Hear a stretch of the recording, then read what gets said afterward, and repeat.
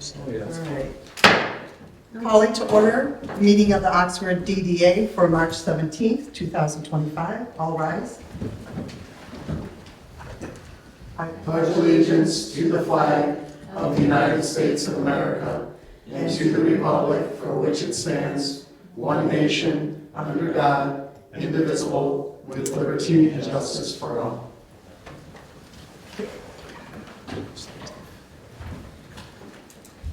All right, can we have roll call, please? Is that me? That's you. you. Okay. Pete Schultz. Is Pete online? I'm trying to get him online. Okay. I'm having some technical difficulties, but Okay. that is the plan. Okay. Rod Charles. Here. Marie Powers. Here. Ashley Ross. Here. Jacob Nicosia. Here. Holly Piper here. Scott Taylor. Here. Jake Choi. Absent. Before we make or move forward, I'd like to make a motion to add an item to new business 9K to move our strategy discussion into the actual agenda. Support. Okay, so that would be item 9K. Okay. Okay, we're moving on. Strategy discussion. Yes. We're moving that to 9K, did you say? Yes, please.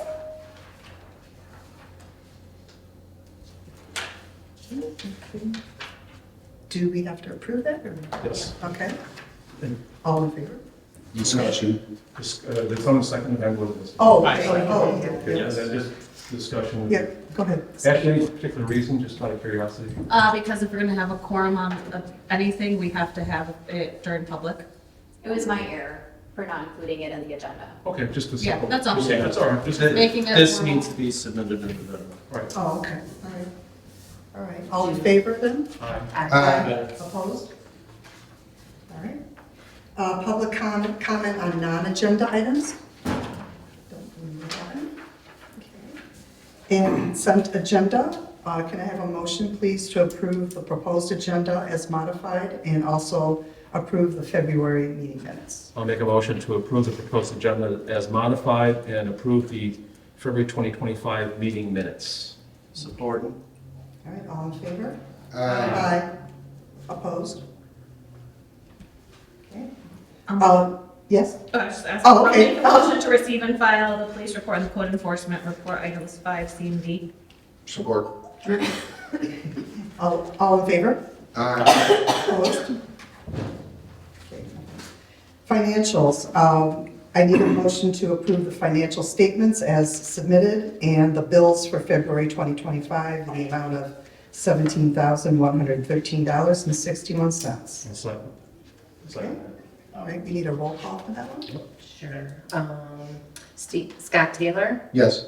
Holly Piper, yes. Jacob Nicosia. Yes. Ashley Ross. Yes. Marie Powers. Yes. Rod Charles. Yes. Pete Schultz. You can't vote. No. Okay. All right, now our DDA reports. The org committee? Who's reporting? You? Well, a couple of different meetings here, but I'll wrap into one. Of course, the one that's new on the agenda, of course, is the trolley, right? I say that facetiously. We're walking away with a decision tonight. Well, yeah, and it's, to give the board credit, it's not something that is easy. You know, there's a lot of complications, and there's financial and emotional issues involved there. That's the biggest part. We discussed the trolley, we discussed the budget. I threw in about some criteria for future events, and just to be clear about the criteria thing I threw out there was, you know, any business I've been associated with, every once in a while you go through and you re-examine what you're doing to make sure you're on course. Not to say changing anything, but you're just taking a look at it to make sure it fits what the mission would be of the group. So if we looked at our visions, our mission statement, when we do an event, does it fit the mission statement of the DDA? So that's something for next year as opposed to this year, since this year is already underway. So that was part of our discussion there too. And that basically was a big chunk of the meeting there, unless, Kimberly, you'd like to add anything to that? We just talked about the intern, which we'll get to later in Sure. the agenda. Right. Okay. I think that was great. We did some overview of projects that were brought to me from the village. Some things to just think about. They don't have to be done right this second, but just for us to think through strategically when we would want to partner on those. Yeah, and I'll come back and say, a big part of this too is looking at the budget, because a lot of the things we're talking about tonight, as well as in the past and future, will be, can we afford it, just like around our homes, right? I want to do this, but can I afford it?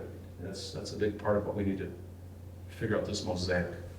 Okay. So just kind of curious, the 10 grand, in sponsorships, who are those primarily from? Is it just local businesses in the area? When we started the Tribe program, we had a gentleman down from one of the marijuana companies that gave us some money to continue, or started, just gave us $3,000 a month. And we had a partnership with our friends in Orion. And as I mentioned in previous meetings, they decided that it didn't fit their business model to do it as frequently as we're doing it. And I'm thinking, Kimberly, is that going to get to a little bit more later on, or should I go in a little bit more in depth? I mean, you're welcome to go now. I mean. Well, just basically, like I said, I think that the issues there will be for us is going to be the affordability, when it operates, and then how much money you want to put into it. Right. And I think that the gist of the conversations is that we've got things underway this year, and how much can we do this year since Orion's backing down? Brad Jacobs, let me give Brad credit. Brad reached out to the DDA director in Orion, and I think he's talked to you about that, Kim, so I'll dump that on you. And then Scott was going to look at some people in Orion too, right? To see if there's some opportunities for some additional sponsorships, because we can't operate it for the entire year at this point. We got to stop maybe in, July or something like that. I was told to slow that roll Oh, for right now. okay. Also, just to clarify, those sponsorships were, awarded with the intent that it was running weekly. So if we choose to do something different, I would need to go back to those businesses and say, hey, we've refocused. How do you feel about that? And they may very well pull that, or they may not. I don't know the answer to them. But we definitely do not have enough. We do not have enough to sustain the trolley program from sponsorships alone. And that was kind of the goal the last couple of years, is to be able to do that, or at least close to it. So kind of the idea was, since Lake Orion definitely,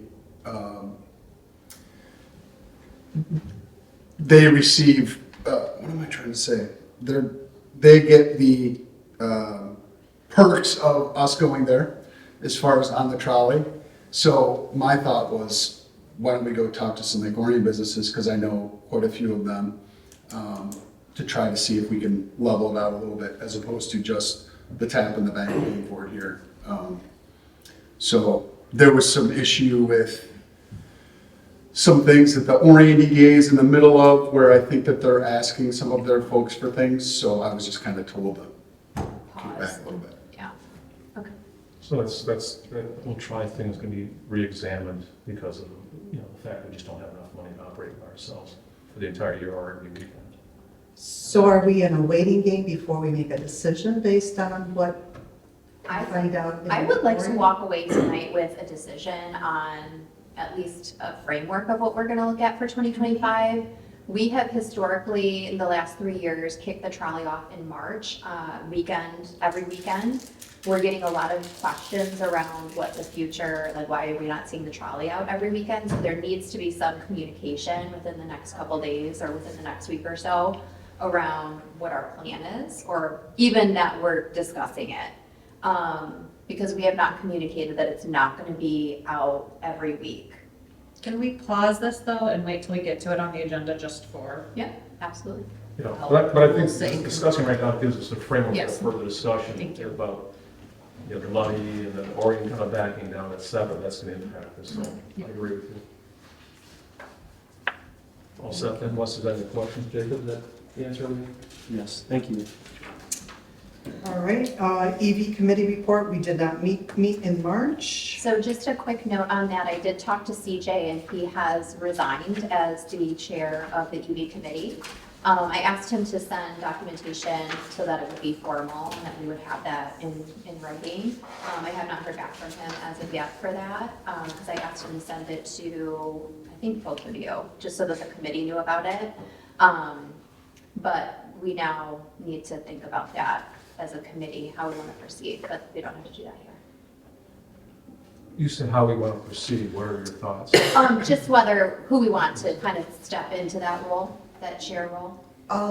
Would we still have a meeting in April then and discuss it then, or, okay? Yeah, I foresee us continuing on with the committee, just a matter of who's going to be kind of in charge of that, the point Yeah. person. Yeah, I have a couple of people I've spoken with over the past few months who would like to be on a committee with the DDA. Okay. So that might be a way, not necessarily the chairperson, Right, but to bring them on a committee and yeah, that would be get them great. going, that kind of thing like that. So that might be a committee for them to join. Okay. Any other comments on ED? Okay. Promo committee report. So, that is me. We had everybody in attendance, which was great. And Jessica joined us as well. We kind of were just going over all of the upcoming events. We talked about Restaurant Week. You know, asking the restaurants and stuff if it benefited them. And most of them Jess will report out. on do that one. Yeah, Okay, so I you can. can just kind of Okay, rip through those. so this last weekend was the St. Patty's Day. The girls did a great job. It was a lot of fun. There were a lot of people in town. And the Earth Day and the downtown beautification stuff is in motion. Colin is going to champion that, right? Yes, yeah, Yeah. so that's gonna be May 4th, so it's a community-led event. He's working with Holly to do a sign-up genius, just so that we can track the volunteers and maybe reach out to them in the future and give them appreciation and recognition for their support. But we're gonna do something cute, like May the 4th be with you, or, you know, May the 4th clean our downtown, something fun. But again, we're just there to help support. And he said that you guys pushed it back a little bit just so you had a little bit better weather. Yeah, so we had talked about, he initially came forward and wanted to do an Earth Day, which is, you know, the 22nd, I believe, of April. And at that point, we're not prepared to do planting or, you know, any of that kind of stuff. So instead of having two events, we're just gonna have the one. And then if we need to do some like minor planting of flowers, I think Jess and I can do that and grab a couple of people and keep it more low key. Because we're trying to minimize this year, so we have all of the baskets being done, we have the park flowers being done, so really it should be just a couple baskets if we're gonna do it, like in the courtyard space with those little baskety things, which we can handle very easily. Those baskety things. Whatever, gardening is not my wheelhouse. Hence the minimal look this year. So then we also were discussing the concerts and the markets. You had given the good news that the concerts were full. Yeah, we're all filled up for our concert schedule. Yep, and we're all still kind of putting the word out that there's still space for the market. Although we don't have too many. Yeah, do we? I think we're at 16 maybe. Okay, so we have a handful left that we can do, so that's Okay. good. And A lot of people come closer to the deadline. Rod, yeah. Just a question, what kind of vendors are you looking for the market? We need a produce vendor. Yes. oh yes, that's the main one. Big one. I What think what kind do you have currently? we don't. We do not have a produce vendor at all. The one that was with us for the prior 2 years, they're focusing on their business and building their personal produce business. And we've reached out, we had the same trouble last year and the year before, that it's just very difficult. People don't have the staff to staff it on a Thursday night, or they don't do markets because it interferes with their personal stand or home-based business or whatnot. So that's the biggest thing of concern. We have a pretty good mix. Right now, we have a lot of repeats, and we have a lot of people that left last year and are now coming back. I shouldn't say a lot, a handful, that left last year and then are now coming back. So we have art type things, we have a flower, we have interesting food options. And you have a few more spots you can fill. Mhm. All right, thank you. Just a question on that. Have we approached some of the larger businesses like Fogler's or? We I did- mean, we it did- might be unlikely, but you Yeah, never know. we did Harvest Time, and we do that every year. And every year they say, sorry, we can't do it. Okay, or Farm Girl, I think. I emailed Farm Girl, I didn't hear back. I think, was she the one that was there last year? She came for a week and she did it begrudgingly. She Yeah. did not want to participate in our market, but Kelly's a very persuasive salesperson, and she got her here. But I think after the first week, she realized that it was not something she wanted to do because it interfered with her personal business. So, What about- She's the one that's got the stand at. up by Right. Metamora, right? Yeah. Oh, I know, okay, Yeah. yeah. What about a place, I know Wojo's doesn't do produce, but something like that, or even Cook's Dairy Farm? Yeah, I mean, we can certainly. I know reach out. there was an effort a couple of years ago to have Cook's have a retail operation downtown. And I never went anywhere, but I think that'd be something that Yeah. could partially fill that idea. Yeah, we're happy to reach out.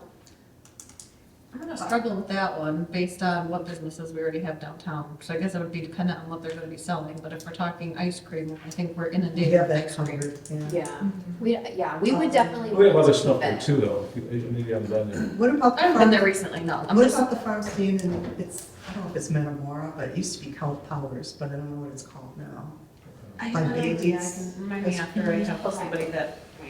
Okay, I mean, having a produce market is just it's quintessential huge, I know. farmer's market. I know. If we don't have one, I think we're really gonna have to talk about the future of. We'll change the name is one thing. Yeah. Yeah. And not even No, speak- Right, no, because we will hear about It's it. more of a maker's market than a. It's an open air market. Acres Park, is that what you said? There's open Okay. air. But yes, we will pursue any and all leads for produce. Okay. I just think it's very, to pack all those things up and to bring them there for probably a small amount that they sell is just tough. Yeah, yeah. Yeah. Yeah. And I think a lot of these vendors, not all of them, but a lot of them, this is their gig. So this is one of several markets that they do each week. And so if they're not making, I have a group that I talk to that I met the first summer. They kind of I bounce ideas with them, pricing with them, and they're like, if we don't make X amount of dollars, it is not worth it for us to come.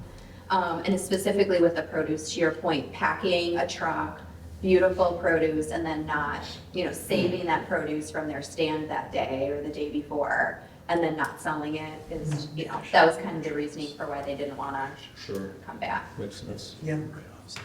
Mhm. Okay, anything else on promo, or do we? But just a couple more things. So Yeah. the volunteer program that is in motion, we have the Sign Up Genius completed and online active currently. Which with that, I even got some good feedback on Saturday. So line dancing, We do have someone who has raised their hand to kind of manage that this summer, so that's very exciting, that we will be there to help support them, but they will be kind of managing it. And same with Cornhole, so we will hopefully still have those two events taking place this summer. And just a huge shout out to Holly for, I don't know if it's clear, but we did, Holly put together a Sign Up Genius for volunteers for the calendar year 2025.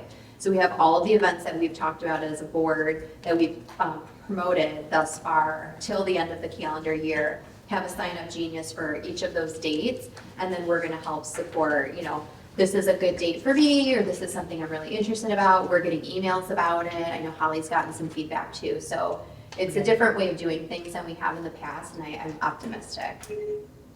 Great, If thank people you. can plan that way. Yes. It's great.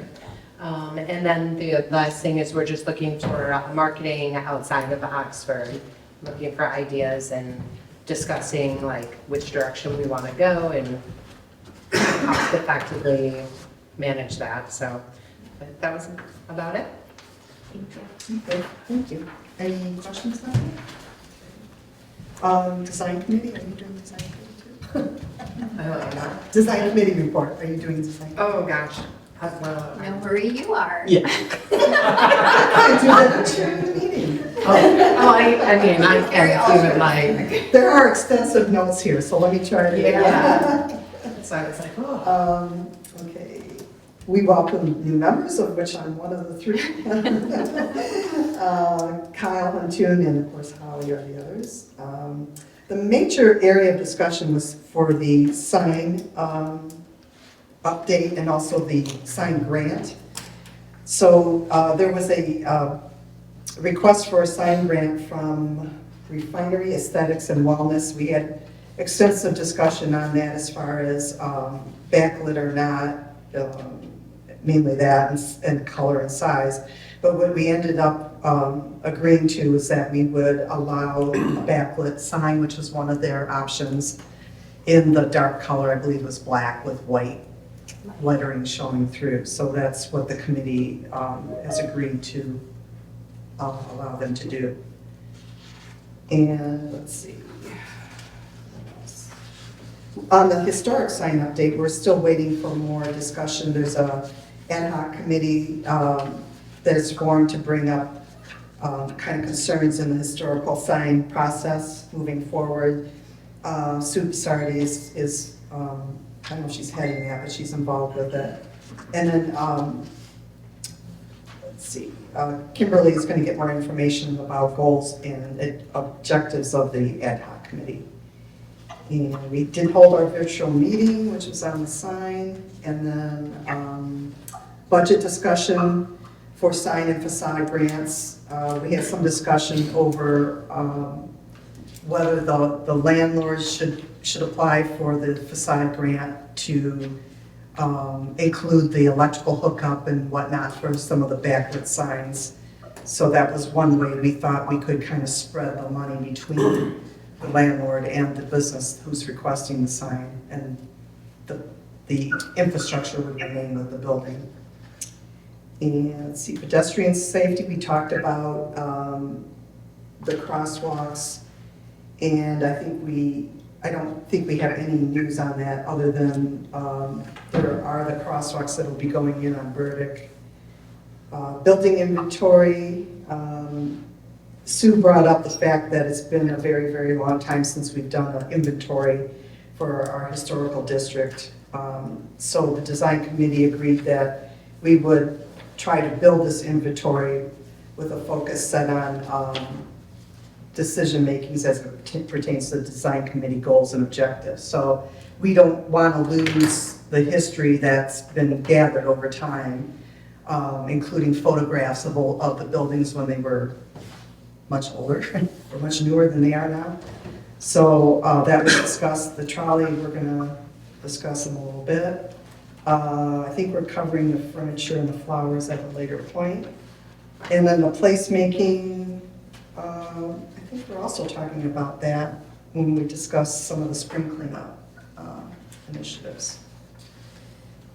The only thing I would add is that I know there was some concern expressed about the overlap between the design committee and then this new ad hoc committee. So I don't know if it might be helpful to have a conversation with Sue. I did. I'll get my update. There we go. You're going to do that later? Which I think is right now. Well, there's, Oh, you're am I up next? next? Yeah. Okay. Well, we're still on the design committee. Yeah. Like I said, there were a lot of notes, so I'm trying Yeah. not to talk about things twice. I think that's pretty much it. We did talk about, well, Scott actually emailed some information about the Oakland County Small Business Loan Opportunity, so I know we got that. And that was pretty much it. Yeah. And I shared that with all of the businesses. Yeah. We did have a business owner that went to that training, just a separate session, and felt that it was incredibly valuable. So was really encouraging other business owners to attend. But it's really just an overview of the different loan opportunities that are out there that businesses may not be aware of. So it was a great opportunity. I hope people take them up on it. There's supposed to be a video available for that as well. Recording it? Yeah. Oh, that'd be Yeah, great. so hopefully Okay. that'll come out. You can Yeah. let me know, too. Soon. I had to post it on the township. Yeah. I have a question too, this one. Yeah, go ahead. Kimberly, could you run by, when someone does a sign grant or building facade, whatever, right now, we used to require 3 bids, and we do a co-op of the lowest one. We're now at 2 bids. And is that still in place? That was temporary during COVID, so that's one question. And then, could you just run down the criteria? Because I understand if we have a new tenant, every time it's a new tenant, they qualify to do another facade grant or sign grant, is that correct? That's correct. Or a new building owner, that's still a protocol we're following? That's correct. And there is the stipulation, I believe it's every 3 years, 3 to 5 years, depending on the grant. You can't have So if you get a sign grant now, you can't get another one. If it's the same business owner, you can't get another one for 3 years, I believe it is.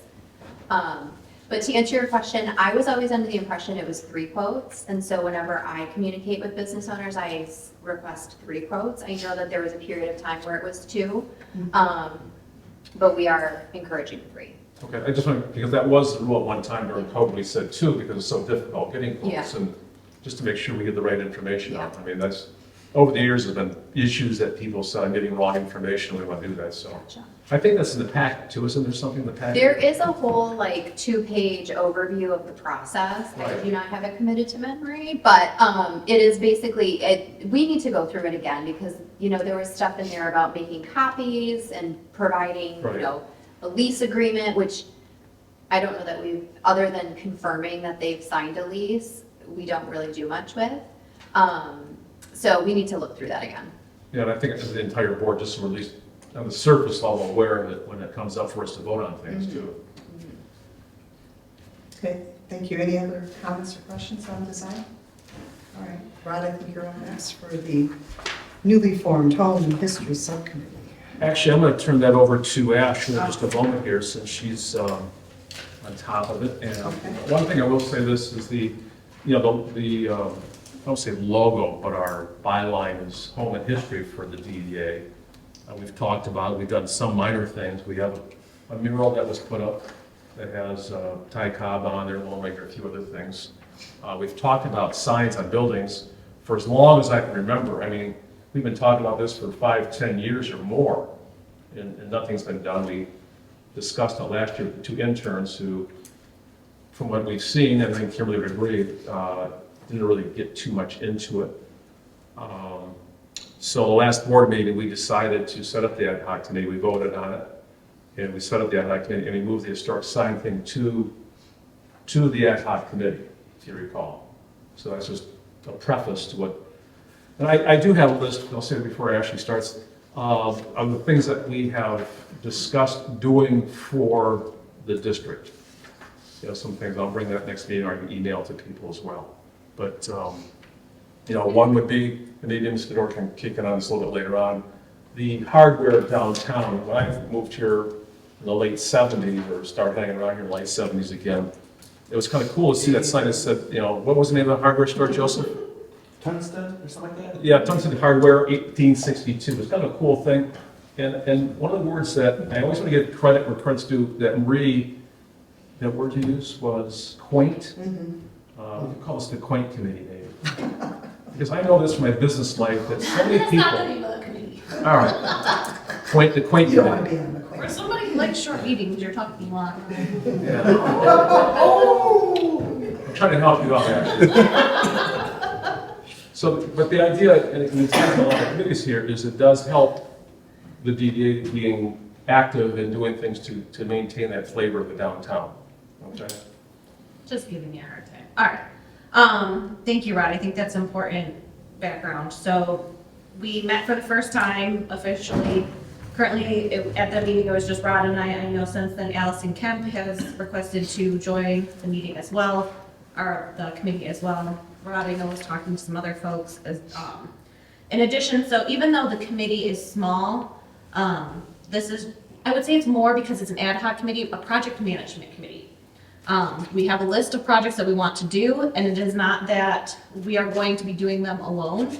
So while the design committee, started with this project, I of course would then go back to them and say, can you help us with actual design? Because I'm not a designer. So some of the items that came out of this meeting, including discussion on historical didactics, which are those signs that we talked about. The interns, quite frankly, I talked to Sue. It sounds like Sue and Drew did everything over at the museum and sent some files.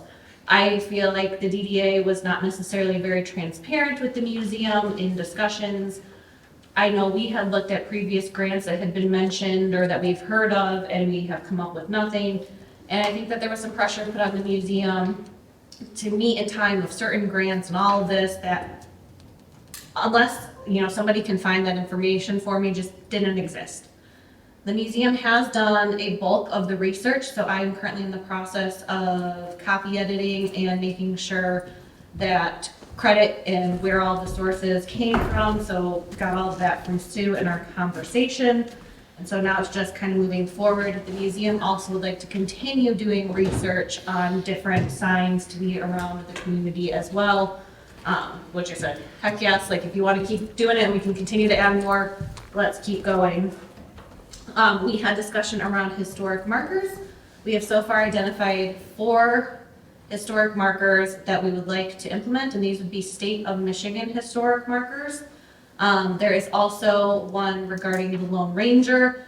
Mo from Village Council is going to be looking into it next week to find out all the stipulations, because there is a pot of very small funds, around $7,000, that the village holds for Lone Ranger purposes.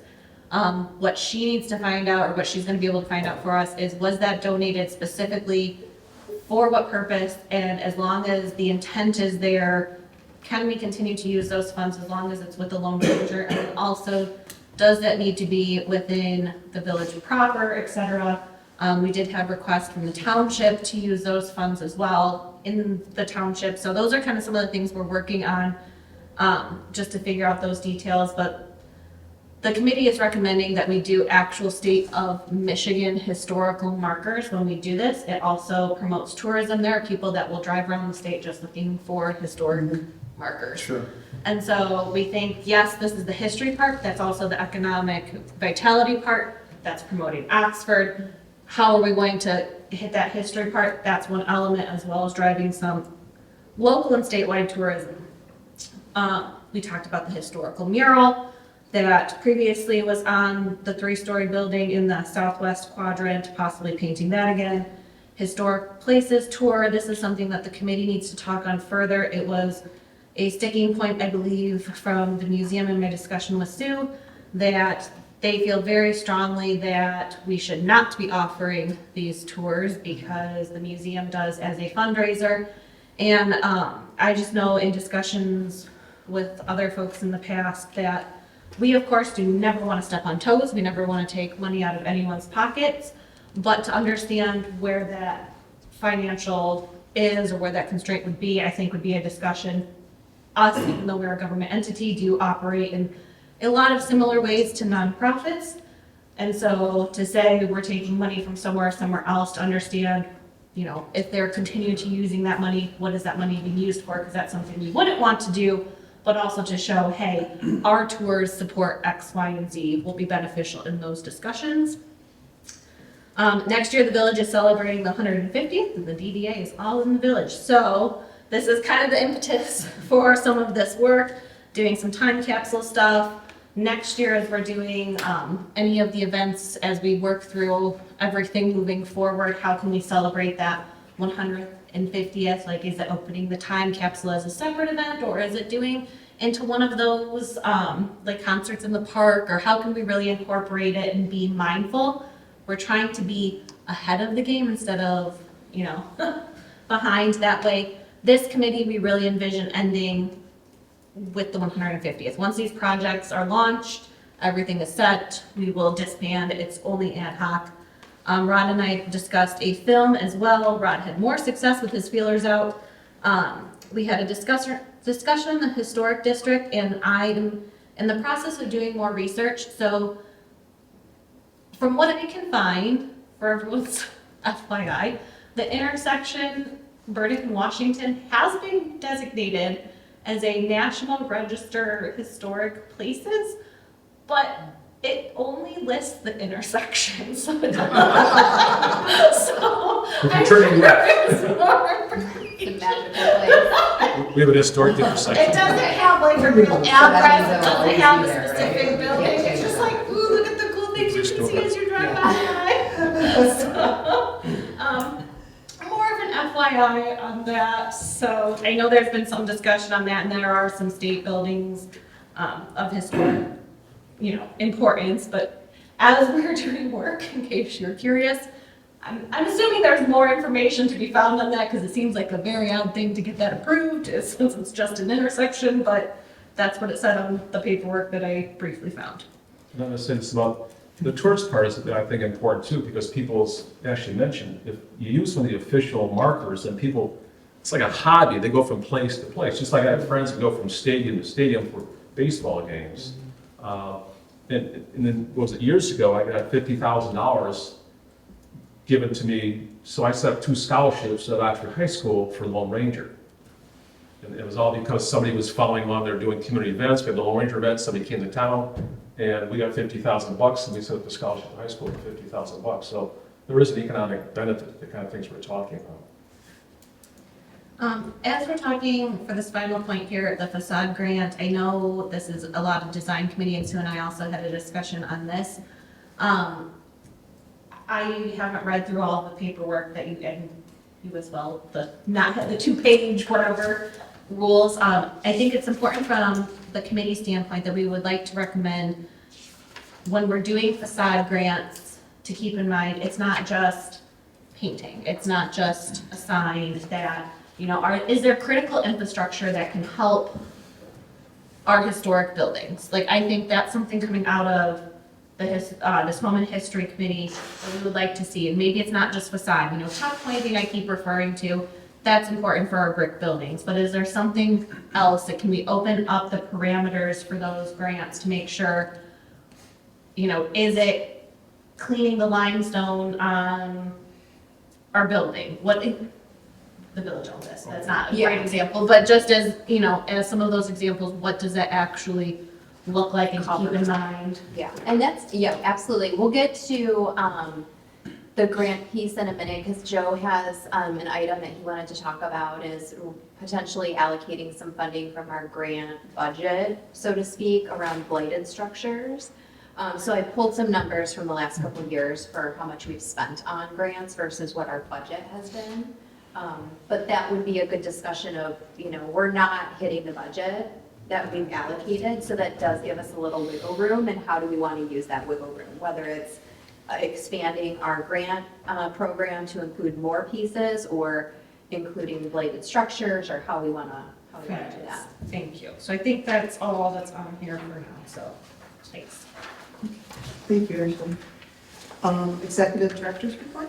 Okay, so a lot of this stuff is going to be stuff we're going to talk about in the next piece, or we've already talked about. Just a couple things is the trolley is back up and running, so yay for that. Again, I think a lot of this stuff is going to be that we're going to talk about, so I'm not going to go through any of this unless anybody has any questions. No? Unfinished old business, 8A, the crosswalk project. Oh, I'm sorry. Can we back up for just a Yes. second? I'm so sorry. Jess is going to present. We had talked about before having more structure, more numbers, more data around our activities and what we're spending our time on. So Jess put together, excuse me, this is very low key because the event was low key, but I think it's going to just give you a flavor of what we're hoping to accomplish in 2025 around a report out. Okay, great. This makes me so happy. Yes, so Restaurant Week was February 21st to March 1st. And we had 8 restaurants participate this year. Last year, there was also 8. Can I ask you to correct that, because we participated, and that was it. So we had one more. Oh, so we increased our numbers. Yes. Yay! Good job, Growth. Jess. Yes, so we had 9 this year, 8 last year. Expenses were minimal. We didn't have any paid advertising for this. We just did it all online. It was really just admin hours for us. And then I sent out a business survey afterwards to just kind of like figure out if it's worth it, if we should do it again next year. So I think I probably got back like 5 or 6 responses, and the general consensus was that the timing's not great. There wasn't, one of the questions was, did you see an increase? There wasn't much of an increase in business. And yeah, that it's just, it's like a good idea, but it's just not bringing the people down that we were hoping. So we're talking about what we could do maybe instead next year. Yeah. So. The problem is historically, that is, those last 2 weeks of February are the worst for every restaurant. Restaurants, bars, everything. I don't know why, but just historically, I mean, at least in pizza, you can see it take a dive, and then as soon as we spring forward, usually we're good. So it's a weird, January, February, Yeah. every year, just really. And I think what we've heard feedback from some of the business owners is having a larger event kind of in scope comparison to Soup and Sweet. Now, granted, we're probably not gonna get another 1,700 people 2 months after we just got 1,700, so we need to talk about that. But having something like larger ticketed event where we're guaranteed people to be in town, so we've been exploring like a, what do you call it? a course? Yeah, like a progressive dinner, so there'd be like 3 paths, like appetizer, main. You pick your path. Restaurants know like they're part of that path, so thinking about doing that in the earlier part of next year. Yeah, so having some, instead of doing, pardon? Yeah. Yeah. And we we've used to talked, do regressive, so you would start with dessert. Oh, that's fun too. that is fun too. Mhm. And I know through the EV committee, we've talked about like a murder mystery event as well with like the trolley and having different stops and having different like snacks or drinks or, you know, with the clue at the different business. So that's another option, whether we can kind of knock something like that out in 2025, that would be amazing, or we could try it in early 2026. But I just don't, I think historically we've not seen the traffic, and for us, it's not a huge time suck, but it is a time suck that doesn't seem to be providing a lot of benefit for the businesses, so we want to try and reevaluate and see if there's something we can do better. Are there any suggestions from, sorry? Yeah. About it is- Well, 2 comments. One is, I appreciate what you went through, because when I was talking about criteria for events, and we did have a criteria for events, just because we've always done one doesn't mean we always have to do it. Yeah, that's a common thing in government. Well, we've always done it this way. Well, it doesn't make sense, but we've always done it, so let's keep doing it. We don't have to follow that mantra. And even the part you say, measure the hours that you put into it. In a business setting, that's how you do things. Going back to the trolley, the time that Kimberly and yourself put into the trolley, if we rent it out to, let's say, Orion, we have to budget in your expenses as well. And the last item is, we also need to look at not just restaurants, but maybe some retail businesses too. Absolutely. Yeah, which I would think if we try to do a bigger event in the beginning of the year, we somehow get retail also tied into it I mean, there's because they realtors, there's also are insurance slow. people, and whatnot. Ashley, did you have a comment? I was just gonna see if any of the questions in here captured, did anyone have any suggestions on what we could do instead? We did, okay. I like the idea of the progressive event, but we could also kind of fashion it similar to the Soup and Sweet, where we're outside, so I would not say January. But maybe, I don't know about you, Scott, but even September can slow down because kids are back at school and whatnot, but the weather's still really nice. Maybe we do an outdoor event where the restaurants are outside their business with food samples of some sort, and it's, you know, a walking, Like a taste of. a taste of Oxford. Yeah, type Yeah, of that's event. fair. examples, that's cool. But that's a suit though. I mean, you could literally do it as courses, you know. like you Well, that's said. been my comment, because, and I'm not picking at Scarecrow, but because we've always done it, doesn't mean we always have to do Scarecrow. Right. We could replace that. Yeah, and I think that's kind of what we're trying to focus on this year is we have our event set for this year, but we're really looking at like, is it working? Is it not working? And then- Please keep that thought in mind, that's Yeah. exactly what you need to do. Anything else?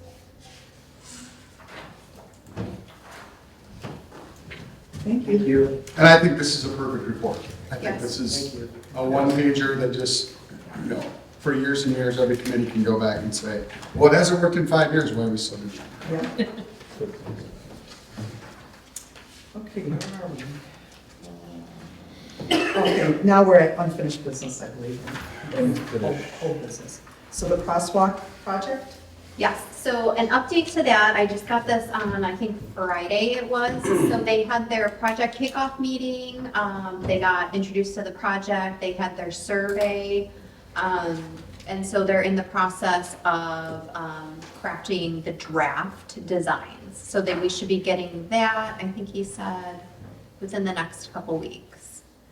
Here we go, sorry. Preliminary look will be during the first week of April. So we should have something for the next board meeting on the design. Okay. And then the trolley, are we talking about that now, or? Yes, please. Okay. Okay, so again, I would like to be able to at least walk away from this meeting with an idea of how to communicate to the community around our plans. I would love to be able to walk out with a decision today, but I don't know if that's realistic. I will say, looking back through the information, it's been the last 3 years since I've been here in the trolley program. It's been between $22,000 and $25,000 per year to run the trolley, and that does not include maintenance. I will say I met with Diesel Tech, which is the repair company that's been working on the trolley for the last year and a half. I don't believe that we had anybody working on it prior to that. They have not, so surprisingly, charged us for anything. They've done everything pro bono up until this last time that they've been working on the trolley, so the last couple months. So they are not going to get a little spot on the trolley for their sticker, because that's phenomenal. And we will post and thank them, all of that kind of stuff. We did get a bill for this last one, but everything's ready to go. I went there, I was walking underneath the trolley. He was pointing all of things out. Basically, he has fixed everything that he can fix on that trolley. The biggest concern that he has is that if we try to fix anything else on the trolley, it's not going to go back together. Because everything is like aftermarket, so you disassemble something and it may not go back together again. So the only area of concern at this time is that there's an oil leak and a little bit of a coolant leak, but it's nothing of concern to stop it. We just have to keep an eye out for some leaking fluid, and then we can go get it repaired. But it just got a new oil, an oil change, new oil in there, a new oil filter, and then the rest of the pieces that they fixed. So from a sponsorship standpoint, you asked earlier, we have 10,000 allegedly, depending on how we proceed. We've budgeted, I believe, 10,000 from our own budget to support the trolley program, because we did not receive all of the funding last year either. So with that, that's approximately $20,000 that we're looking at, assuming that our 10,000 businesses are not going to pull out if we don't go every weekend. I think it would be very irresponsible for us to take their money and not do what they are under the assumption of. Oh, absolutely. I would absolutely. We have not even invoiced them at this point, because I want to make sure that if we do make any changes to what we did last year, we have that conversation with them and they can make that decision if they want to proceed or not. But from a financial standpoint, that does to me change things. Because I don't want to, one of the recommendations during the org committee meeting was to just kick it off and do it every weekend and continue to do it as we did it in the past. My concern with that is I do not want to go out big and then 3 months from now say, guys, trolley, we don't have any money, so we're not running the trolley for the rest of the year. I would rather start slow and ramp it up if we're going to do a different approach, or keep it specific to special events. Yeah. What's the stopgap that we're looking at? So what do we need to raise? So if we were to do it every weekend, and if the businesses were fine with continuing it, I think we're looking at least 5,000, if not more. But that's assuming that we're taking that 10 from our budget. So so it would be 15, including what we've already allocated for it from our budget. Does that extra $5,000 also encompass any potential repairs? Or No, it does not. So what do we really need to raise to go every weekend? Yeah, I don't know that we can answer that based on the repair structure. I'm assuming that since everything's been fixed, let's assume that it's going to be fine. I was going after 10 grand. That was my goal. But I guess my whole thing is, I don't feel like we've really asked as far as asking the community or getting them involved in the conversation, to where if they knew that we were thinking about kiboshing the whole thing, maybe they would say, hey, I wish somebody would have just asked, like we would have thrown some money in. Yeah. Whether it's a public GoFundMe and we just you know, be very transparent, explain exactly what we've done and where we've been and where we are. And hey, like, we need 10 grand to guarantee that this goes all the way through the fall. And then if we get a response, we get a response. If we don't, you know, maybe that helps our decision a little Yeah. bit more. I agree with that. Yeah, Ron? So my thought would be is you can't really come up with an expense yet until we know how often it's going to run. Because we are paying the drivers, we're paying the fuel, we're paying all these expenses. I would say going on the premise of being exactly what we were last year. Well, that's a guess, but to look at a dollar amount right now, we don't know how often we want to run it. Do we want to do it weekends? I mean, when I see it now, we said this before, I don't see people riding it. I can see us using it for special events, but I don't see it running as frequently as it did because. It was packed Saturday. Was it? Yeah. Well, that is a special event. There you go, We would That's- expect there's it the to rub be right there. I packed, think but for so- special events, I think it's perfect for special events, but we have NODA, so we don't need a transportation company operated by the DDA. I think that's a big issue, and the other question would become, is it an Oxford special event, or is it an Orion special event? If it's an Orion special event, should we charge them a premium to compensate us for Kimberly's time too? So we can't say what the expenses are until we decide what we're gonna use it for. So, Yeah, I have something yeah. to add. So, the biggest thing is people don't know about it. You know, our locals, they kind of know about it. They know that there's an app and that, but if we're gonna be marketing outside of Oxford, you know, if we said, come for a ride on our trolley, right? Like, yeah, and market it, I mean, we would probably bring in people because they want their kids to ride it and they want, you know, it's a fun event, you know? It's been on all We the are, newspapers you know, for it years. is something that is of note, you know, when I go to conferences and I'm with my peers across Michigan, they know that we have a trolley, they think it's the coolest thing. I had somebody approach me 2 weeks ago talking, you know, they're thinking about getting a trolley. It's like, don't do it! Kidding. Everyone knows. But, you know, so we are well known for that. It is part of our culture at this point, for the last couple of years anyway. So I would hate, just from my, you know, I tend to kind of keep my opinion quiet until I have more of a stronger opinion, but I don't feel good about the idea of getting rid of it. I would like to keep it because I do think there's a lot of benefit there. I just wonder how we move forward with it financially and resource-wise to make it beneficial for everyone. Because I think the main issue is, if we get to the point where we're just running it on special events, and we go back to the sponsors and say, hey, we're running it 10 times, do you still want to spend $5 grand? They're just not gonna do it. So we're gonna be in the same position and needing the same amount of money, because there, I mean, there's no return on that investment for, you know, $5,000 for, call it 10 events. Well, we don't know until we ask. Yes, I agree with Scott on this one. I also think it's very unfair of our neighbors. They're getting a lot of benefits and not doing the work. No, they're not picking up their. I mean, they're not. And then to say, to hold off and not ask their businesses to sponsor when they're still getting all of the perks because they want to ask for different stuff, it's a shame. So I would love for the leader to run an article that we are looking for sponsorships for the trolley this year, and my preference would be to run it as normal, and if we have to eat the costs, can we eat the costs this year? I don't know where our budget stands.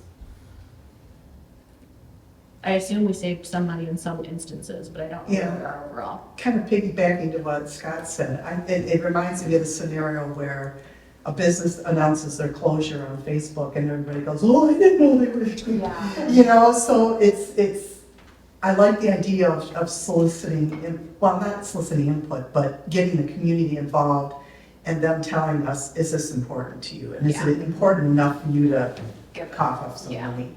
So can we do that? Can we do like a GoFundMe, or like what does that process look like from a fundraising standpoint? Or is that an offline conversation? Well, Yeah, go ahead, Ron. maybe Ms. Medora might know the answer to that, but I agree with the concept Scott's talking about, because when people put money into something, they have more ownership to it. Absolutely, they're gonna use it, yeah. In my business life, I would give free advice, for example, many times, and people treated it as free. If I charged, then everything was taken care of. It's just human psychology. But financially, it's a black hole as we operate right now, no matter which way you slice it. It's a black hole that money's gonna be poured into. And going back to the maintenance issue, right now it's running, but what are we gonna do? The heater, the drivers, we have 2 drivers, right? Right now we have 2 drivers that NODA provides us, and we pay NODA for it. We need more drivers because they don't always wanna work. They have to have the air brake certification too, so it limits. Right, so there's different licensing, and when I first looked into it, we also, if we were to charge people to ride the trolley, that requires another level of licensing on our part too. So we would have to get donations, et cetera, et cetera. But I think the first issue is, do we want to run it every weekend as we've done in the past, or special events? Because that's going to determine what you were talking about, advertising and everything else, but. Let me touch base on 2 or 3 different things there. First off, the point about, hey, you're gonna run all year, I'm gonna give you X sponsorship, now you're telling me it's gonna be less. Well, they would perhaps still wanna prorate their sponsorship. Sure. Right, we're gonna spend it, we're gonna run it 10 times instead of 40 times. Okay, here's $2,000 instead of 10 grand. Again, your costs are prorated down as well. but- Exactly. So again, you still like, it'd be commensurate with your use, right? And as far as putting money out there to ask, like a GoFundMe type thing, the DA statute, you guys can take in money in various different ways. You know, all the way up to selling bonds, to donations, or I think you're pretty open to that. And perhaps you could put it out there and say, hey, have you ridden a trolley? Do you like the trolley? You know, do you value the trolley? Have you ridden it with your family? You know, care to kick in $5 towards it, you know? A couple of thousand people do that, there's your sponsorship. Right. Or your. But you don't know if you don't Just ask. like a free will offering. Exactly. Yeah. It's a free will offering, you know, we're not gonna charge you to get on it, but if you value it, throw $5 in it. So, And part of that donation might be, you mentioned the Oxford DDA, Kimberly, maybe they would donate a weekly schedule, whether we do it every weekend as now, or we go to the special event thing, whatever, if that would be part of their donation in kind. But we can't do a GoFundMe, though, is that right, or you say for sure? yeah, the statute talks about various different ways that DDA can gain funds from donations to creative ways and bonds. And perhaps we even let the public decide. We can say, Right. hey, we're at this crossroads, pun intended, right? It's historic. It's historic. Yeah, the historic. To say, The historic cross. right now, we have enough to do X, and last year we did Y, we would like to do Y again, but, you know, would you like to get involved, you know? Okay. I I think love that's that great. idea. I think that along with approaching Orion to contribute. If They don't want to. If the trolleys, well, then the trolley, They've They been don't approached a want- lot. They have been approached, they have so drawn they're line. definitely. Well, they have, I have been told multiple times that I will be receiving a letter of intent from the Oxford DDA around how they want to proceed with the trolley. You mean Orion? Or, I'm sorry, yes, Orion DDA, my Alright. apologies. I have yet to receive it. I keep asking for it as part of this ongoing conversation. Again, I have yet to receive it. So everything that I have heard is all verbal. There has nothing been in writing that they have committed to at this point. Because here's the deal, if we're spending all this time and money to take our people down to Orion, and they don't want to pay for it, that should say something also. Like, you know, where's it going?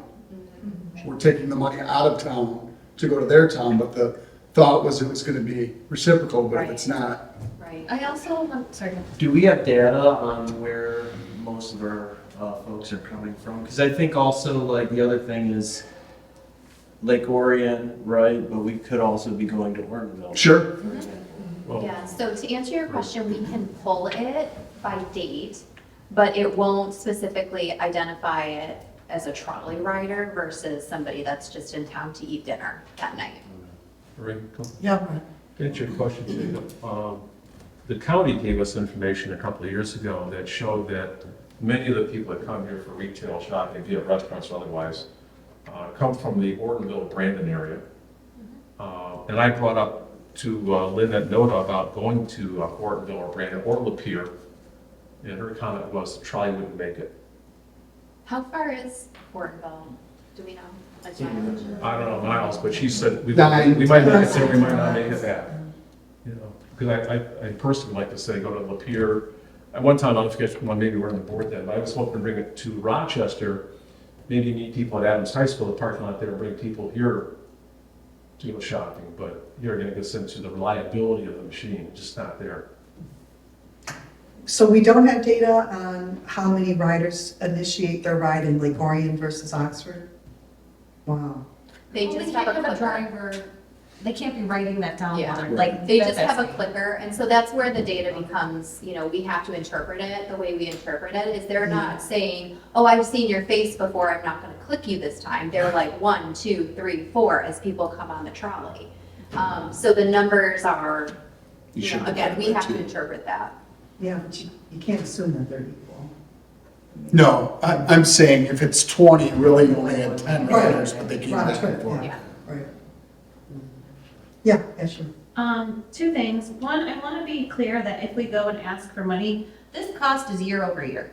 So this is just what we need this year. We need this amount of money every single year. And so I want to be clear when we're asking for funds, hey, I donated my $5 or my $1,000 in 2025. Why are you asking me again in 2026? It's every season we run this. This is the cost that it incurs. It's almost Friends 25. of the trolley type thing. Right, that is, so I just want everyone to know, like, oh, it's not a one and done. Right. I love the idea of switching where we ride to, except for I think it changes our experience entirely.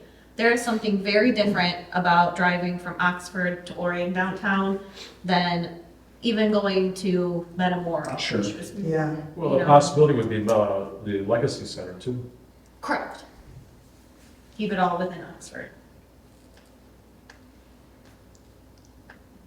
I think the owner of Legacy Center, I know years ago, we set this thing up, he had approached me about the Legacy Center at that time. We insisted it was DDA only, so DDA Orion, DDA Oxford.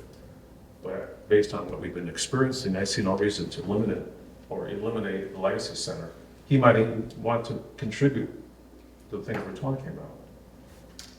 I think we need to have further discussion about unaccompanied minors, if that's where we're going. There's more discussion to be had. Yeah.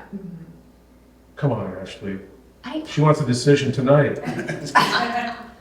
I would like to keep it going as status quo, and if we have to incur extra costs this year, that we take that on as a DDA and are transparent, so we're not in a situation where one, we either stop, or if we gave everyone the heads up, here's the warning, the trolley might end, we'll finish it through this year, and if we don't keep the funding, then it's off the table for next year, as opposed to just pulling the rug. Agreed.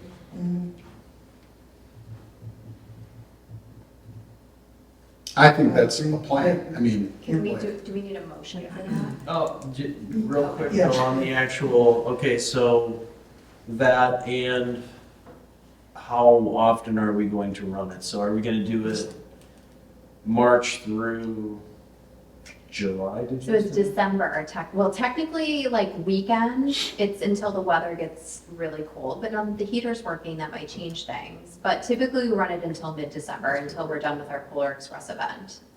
So it's March until mid-December. I think, thanks, Yeah. just here again, I know this is all redundant, but, so we're talking about running it at the weekends, but we also have to decide, so special events or weekends or special events and weekends, that's one or two decisions right there, right? The other part is where we run it, kind of like what Scott was saying, if Orion doesn't want to participate, then let's look at some alternatives. Legacy Center, or even if we picked up people in some of the neighborhoods. Oxford Lakes, for example, say, we'll come over there on Thursday night and give you a ride to the Consciousness Park. Those kind of things, or Waterstone or Boulder Point or something like that. Because we did Boulder Point, we did the Polar Express. Polar Express. So those would be some alternatives to go into Orion. And maybe the Orion thing would be, all right, if they have a special event, and in fact, and if they want to lease it from us, if we figure out our cost, let's say it's $1,000, write us a check for $1,000, we'll run it for your event. But we won't do it on a regular basis because they don't want to participate. I think that's a lot of logistics to try to do now. I mean, I'm with you, but I think that if we're going on the basis of putting our plea out to the public to say, if you guys like it, if you value it, you know, put your money where your mouth is. For this year, it's gonna be the same as last year. And then maybe that will even give us an opportunity to spend the year talking with the Lake Orion businesses to say, hey, you know, do you see, that you think it helps, you know? Yeah, I think that's good from a timing standpoint, because I think for this year, we were very rushed into sponsorships. And we didn't, I mean, thankfully for the ones that we've worked with in Oxford, they were very willing to continue on. I don't know the details, but from my understanding, Lake Orion's having a hard time with the sponsor that they have worked with in the past for the trolley. When I say difficult, like they're not hearing a response back as to whether they're interested in pursuing it again this year. But again, from a timing standpoint, it would even be nice to be doing this September, October timeframe instead of a week before we're trying to kick it off, right? Like, this makes me very itchy. Like, I don't like this. So on the decision making, I agree with what you're saying as far as it's tough to push this meeting. And I know you want to get something going, Kimberly, because it's constant, but I think we need to wait and get an answer from Orion to see what they want to do. But how do we do that? I would run it in Orion if they're not going to participate. How are we gonna do, I mean, I'm gonna need some support then from someone on the board to like get with Lake Orion and say, I want it in writing, because I've been asking for 4 months now. Well, I did talk with them myself, and Brad Jacobson has as well. And then, you know. He was just there last weekend. Yeah, Yeah, exactly. So it's not for lack of effort, but I will do it again Monday. okay. And I will say, get Kimberly a letter of what you intend to do. Is that the right thing that you want to know? Perfect, thank you. This week. What do we want to know from them? So, Just that we can stop there? I think we want to know the degree of participation. And if there's They're no willing to participation, then I see no reason to let it Orion. Well, then where do we go? Yeah, we don't have the time to. Well, then we're doing special events or going to the Legacy Center. I don't think we have the time to do that. I think Lake Orion, no response is a response. We have put ourselves in a situation where we didn't have time. so to Scott's point too about changing too late now. It's 25,000 to run it. You have, if you run it full time, you have 10,000 semi-committed for sponsorship. So there's 15,000 that you guys would put the bill on. So I think for direction for you tonight, I mean, it's spring starts what, a couple of days, something like that. The status quo. You could give her direction to run it, plan it as status quo moving forward, and you guys are funding it through the end of this calendar year. That's partially this budget and partially the July 1 budget. So it's split those costs. And then through that period, you get a better grip or feedback from the users. Say, if you're a user, you prefer to join us, you want to be friends with the trolley, so to speak, they can make donations and that go towards next year's. You already budgeted for this year, 15 grand. You run a status quo back and forth to Lake Orion. If that turns south, and they're just telling you they're not interested or just kind of taking something for free, you divert and just do something else with it. But you've already got at least GS direction. Am I going to get a sponsor? Are we going to run it every weekend? Run it every weekend, but maybe you just change the route and it's internally. Maybe it's just to the other side of town, this side of town. But at least then she has direction tonight. I mean, as the summer season's kicking off, spring is kicking off, you're committed to funding it to 15 grand. And then you can figure out all those. Well, my conversation with the Oregon DDA they said, run it like a business. That means let's run it like a business for Oregon because this is our, You could start this is our off- mission statement. You can start off on the short term, run it down there like normal. And if they decide, they're just not interested, then you divert and you change it. You just do it internally right here, out to subdivisions back and forth. So Maria, are we hearing that part of our decision would be if Oregon does not want to participate, then we're going to change routes? Right, right. I'm gonna ask Ashley to frame the motion, and we can take a vote on it. I will make a motion to run the trolley at status quo, how we have previous years, for special events and weekends. Trying to think if I want to add anything else into it. That's it. Well, that doesn't give a defined answer to hearing from our friends in Oregon. We're gonna. I don't know. Well, that's not It's gonna a call change for anything motion. for this It year. doesn't need to be in the motion. That won't change, if Orion's going, that's things that we're gonna change, right? Like if Orion all of a sudden says, you know what, we're done with it, and we internally say, okay, we're gonna go to Oxford Lakes and Oxford Woods, and we're gonna drive all around Oxford and get all the people in town, that's our decision, like, they don't have anything to I do with will that. amend my current motion. Before you do that, can I ask one more comment? Do we want to change the time frame? Do we want to say, for example, the trolley will begin in April sometime and run until October, or somehow shorten the season where we're running every weekend to save money? Just a thought. I mean, we could do that. I think especially through the colder months, it's typically we see special events are the big. But again, I think it depends on the strategy that you want. Do you want to have that as a fixture within Oxford, and regardless of the ridership, it's the presence is back and forth and back and forth? Or are we more concerned about the actual efficiency and financial? I'm only asking the question so that we could inform the public, so that they know what to expect. It's gonna run every weekend, plus on these special events, and it's gonna run from April through October. And oh, by the way, if you really like the trolley, let's kick in and help us pay. I think that's the most important piece, is getting buy-in both with people's time and people's money. Right. What about Yes. starting after Easter? I don't care what the date is, I'm just throwing, as long as we inform, I think having it start next weekend, it's just, it's, We have to get drivers and everything. we need a few weeks, I think, at least. Easter 20th. Yeah, Easter's very late this year, April but, 20th. yeah.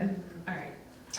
I would really, before I make a motion, I'd really like to see us change our stops to Oxford Lakes and Waterstone regardless at this point. Adding that in maybe later on in the year, phasing out.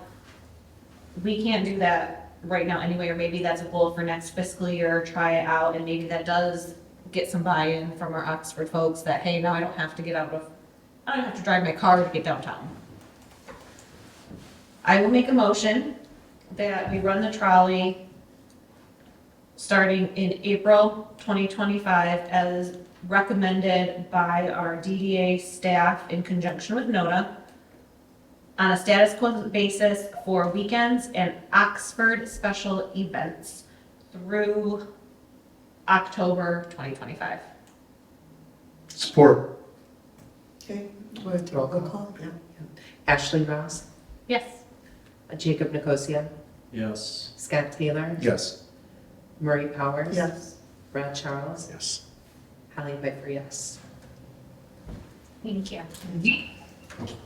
3 hours later. We're still not done. We're right? not done. We're gonna talk quickly. All right, new business, flowers downtown, outdoor resources, and budget. We'll Okay, take them 3 at a time. so, flowers. I have gotten quotes from the flowers, they are in your packets. Looking at the financial piece of it, we are saving, if we were to do just flowers, because the proposal that we have is, the proposal in here from Kuchi and Sons also includes the updating of the basket, the actual physical vessel that the flowers are planted in. We did the planters on Burdick Street last year, but the planters on 24 have not been updated. This would help keep the plants alive, essentially, because with the weather, when you pour the water into the planter, it basically just pours out. So we're not seeing a lot of efficiency when it comes to that. So if we take that piece out of the quote, we would be saving approximately $1,500 from our cost to last year on just flowers. And the new baskets are about $1,950, so that's approximately $400 that we would be spending, more than last year, to update all of the baskets and have all of the flowers done downtown. What do you recommend, Kimberly? I recommend that we do that. I think because we're going more simple this year, last year there was a lot, so Pete and I have had some talks about this. Again, flowers are not my forte, but apparently the design, as I'm learning, there's supposed to be different levels. So there should be like a higher level plant in the middle, something that kind of fluffs out, and then something hanging. And just looking at pictures, because I don't recall from memory what they looked like last year, they were lovely, but they were not as impressive as one would imagine that they would be for the pricing. So for this year, we kind of had some conversations, some discussions, and we wanted to keep it kind of simple and having just the fluff that will hang down and nothing kind of sticking up or anything extra kind of floating around these are for the ground planters. The hanging baskets will look similar, we'll just have a different color scheme than we did last year. So I would recommend having all of the baskets updated because I think from an efficiency standpoint, with DPW watering, that water will stay in the plant and keep them more healthy throughout the summer. Another question about who's in the water, because I thought maybe the garden club might help out, but the DPW. So I did reach out to the garden club. They have their new space on the south side of the park. They did not seem very excited about being more involved and invested in the rest of downtown. It sounds like the group is primarily kind of, what do you call it, winter birds, where you go down to snowbirds. So a lot of people are kind of in Florida for the winter, and they haven't even really put their plan together, and they won't have their plan together until next month. So they may come back and surprise me and say, hey, yeah, we'd love to do that, but we can't wait until that time frame for us to move forward. So we're just gonna go forward with what we have this year, keep it kind of simple, but hopefully high impact, and then we can reevaluate for next year if we can develop the relationship over the course of the year. So do we need a motion then to accept Kimberly's recommendation? Is that what we need? Yeah, I'm not sure which. Yeah, I think for the financial piece of it, so I apologize, I'll put that on there for the next time. What's your limit on what you can do on your own? I don't know. Well, we should vote on it regardless. I think that's something we should do right now. It's not just $3,400. I get different information from different people, so I don't really know the answer to that. Which means we don't have a clear policy if it's not. We do have a policy, I just don't remember what the dollar number is. Okay. I'll make a motion for 2,500, do you think it is? Not to Choke on the exceed, screen. not to exceed. To move forward with our wire flower baskets, soil and flowers. The quote is presented with new saver baskets with liners, not to exceed the amount of $3,578. But just to be clear, sorry, there's two vendors, which Oh, sorry. this is also Am I looking at the wrong? learning process for next year. Don't love the idea of having two separate vendors, but we're already in motion. So there's one cost of $1,707 and then the other cost of the $3,578. I will amend my original motion to also include the additional 1707. 1707 as presented in the packet. Support. Do we do a roll call? Yes, yes, we have to. Rod Charles? Yes. Marie Powers? Yes. Ashley Ross? Yes. Jacob Nicosia? Yes. Scott Taylor? Yes. Holly Piper, yes. Thank you. Okay. Okay, so the next two are just like FYIs at this point, just for transparency, just so it's nothing sneaking up on anyone.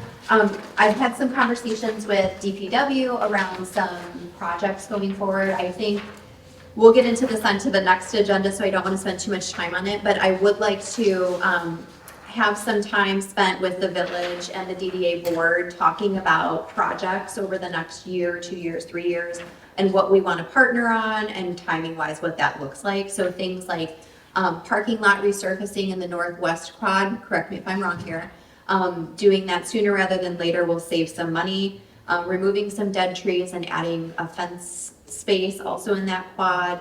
The garbage cans, the paint is flaking off of the garbage cans, so looking at getting those like sanded down and powder coated. And I think we're seeing some of that with the benches as well. So this is, again, more of an FYI. I don't know that we're gonna be able to do all of that this year or even into early 2026, but heads up on that.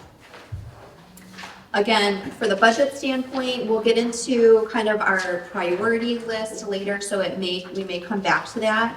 But I've been having conversations with all of the committees, with, again, DPW, with Joe, looking at all of the things that we want to prioritize from a budget standpoint. Is there anything that you want to bring forward that we haven't discussed In the budget. in the budget specifically?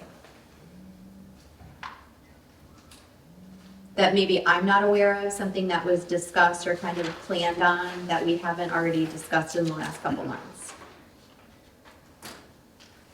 How about if we email you that? Yeah. Yeah, because I'll be going through, I know that the village is having their first budget workshop on the 31st. And they will have another one in early to mid-April. So by our next board meeting, we should have hopefully kind of an idea of what the number is that they would like to see an increase from the DDA to help support their cost increases per our last budget workshop that we have. That's all I got. All right, so more to come. More to come. Tech grant intern? Yep, so moving into the tech grant piece, we have an opportunity to request funding from Oakland County. It's called a tech grant, and essentially, as long as we can justify it being used for a good purpose, we get the money. What I submitted for, just having different conversations, we can reevaluate, reallocate. The actual deadline is the 31st, so I can go back through and make changes if people feel strongly that they don't want to do this today. Or do this going forward, but we would get approximately $10,000 from this tech grant. How I looked at it was kind of splitting it half and half, and one having this workshop between the DDA board and the village council and Joe, of course, and anybody else who would be required or would make sense to have them there, and really looking at roles and responsibilities, how to partner better, communication, kind of expectations, and then projects. So looking at the projects over the next year, 2 years, 3 years, and then of course with that would come that financial piece of it. For us as a DDA board to really understand what the village is expecting financially. So, you know, last year it seemed like it was a surprise. I was not part of that process, but it sounds like that was a surprise to the DDA of kind of an ask for some additional funding. I think this year we've done a better job of talking proactively about that conversation, just so that this is kind of top of mind so that we're not surprised in the future. So that would be half of that grant. And then the other half, back to Holly's point, would be a marketing plan. So hiring out a consultant to help us craft promotional materials and identify the appropriate places to expand our reach and create Oxford as a destination. We do a lot of like advertising locally. I'd really like to look larger scope, look at Metro Detroit, look at all of Michigan really, and create Oxford as a destination, a place to be, instead of just really focusing on getting local people to our local events. So that's what I'm looking to try and do with that money. I don't know how you feel about it. If you wanted to see anything different, if you like the Just a idea. question, do we need an even split on that? Is that workshop really gonna cost $5,000?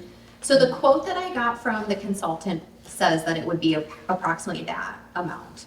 It would be the same consultant that did the strategic planning process for us. So it would be very similar. The intent is really for it to be a very collaborative, relationship building type of workshop. So us to really, you know, be able to have those conversations outside of a emotional space. Can that money be used for other things like the trolley? No. I bit my tongue twice. Okay, so being real, I mean, we could hire a consultant to do an analysis and tell us what to do with the trolley if we would rather spend that money on that. So yes, we could. Do we think that's the best use of that money? I'm not saying to consult, I think can we use that money for? No. That would be enough. I was thinking, Yeah, me too. I was thinking about a consultant.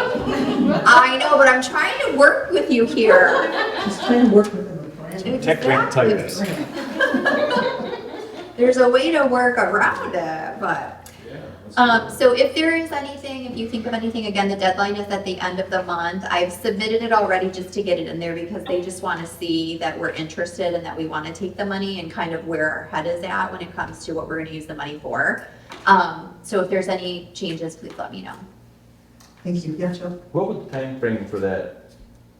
Summer. Summer, okay. Yep. So Nothing super fast. good. Budgets are all done, we're all just Yep. moving forward. Yep. It's really looking to Forward. yes, forward looking. So we'll get through this budget process, you know, go lick our wounds on either side and, you know, have time to perk back up before we become besties again.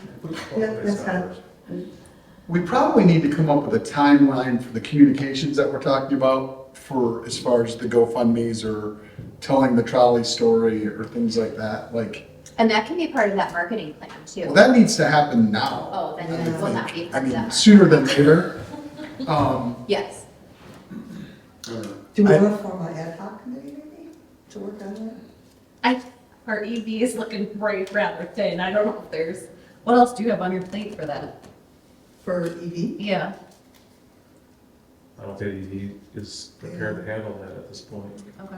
I mean, it's always been a cross-functional topic, so that's Right. why I was suggesting maybe just forming an ad hoc committee of For the trolley, you're saying? just to define the communication aspect of the trolley story with the community. There Well, I is, think the. What about executive promotions director- for that? well, so just an idea is we do have kind of somebody in pocket that I could pay to craft something very quickly for us. That is a professional marketing agency that would be suited to. That might be best considering the timing. And I think they're willing to work with us I mean, it's not gonna be free, of course, but they're willing to work with us financially because we have a good relationship. So if we want to have a motion to do that, I don't think we can just on the agenda. Without the cost, we can't do that either. wouldn't it be under the trolley though? Yeah. Yeah, Joe, yes.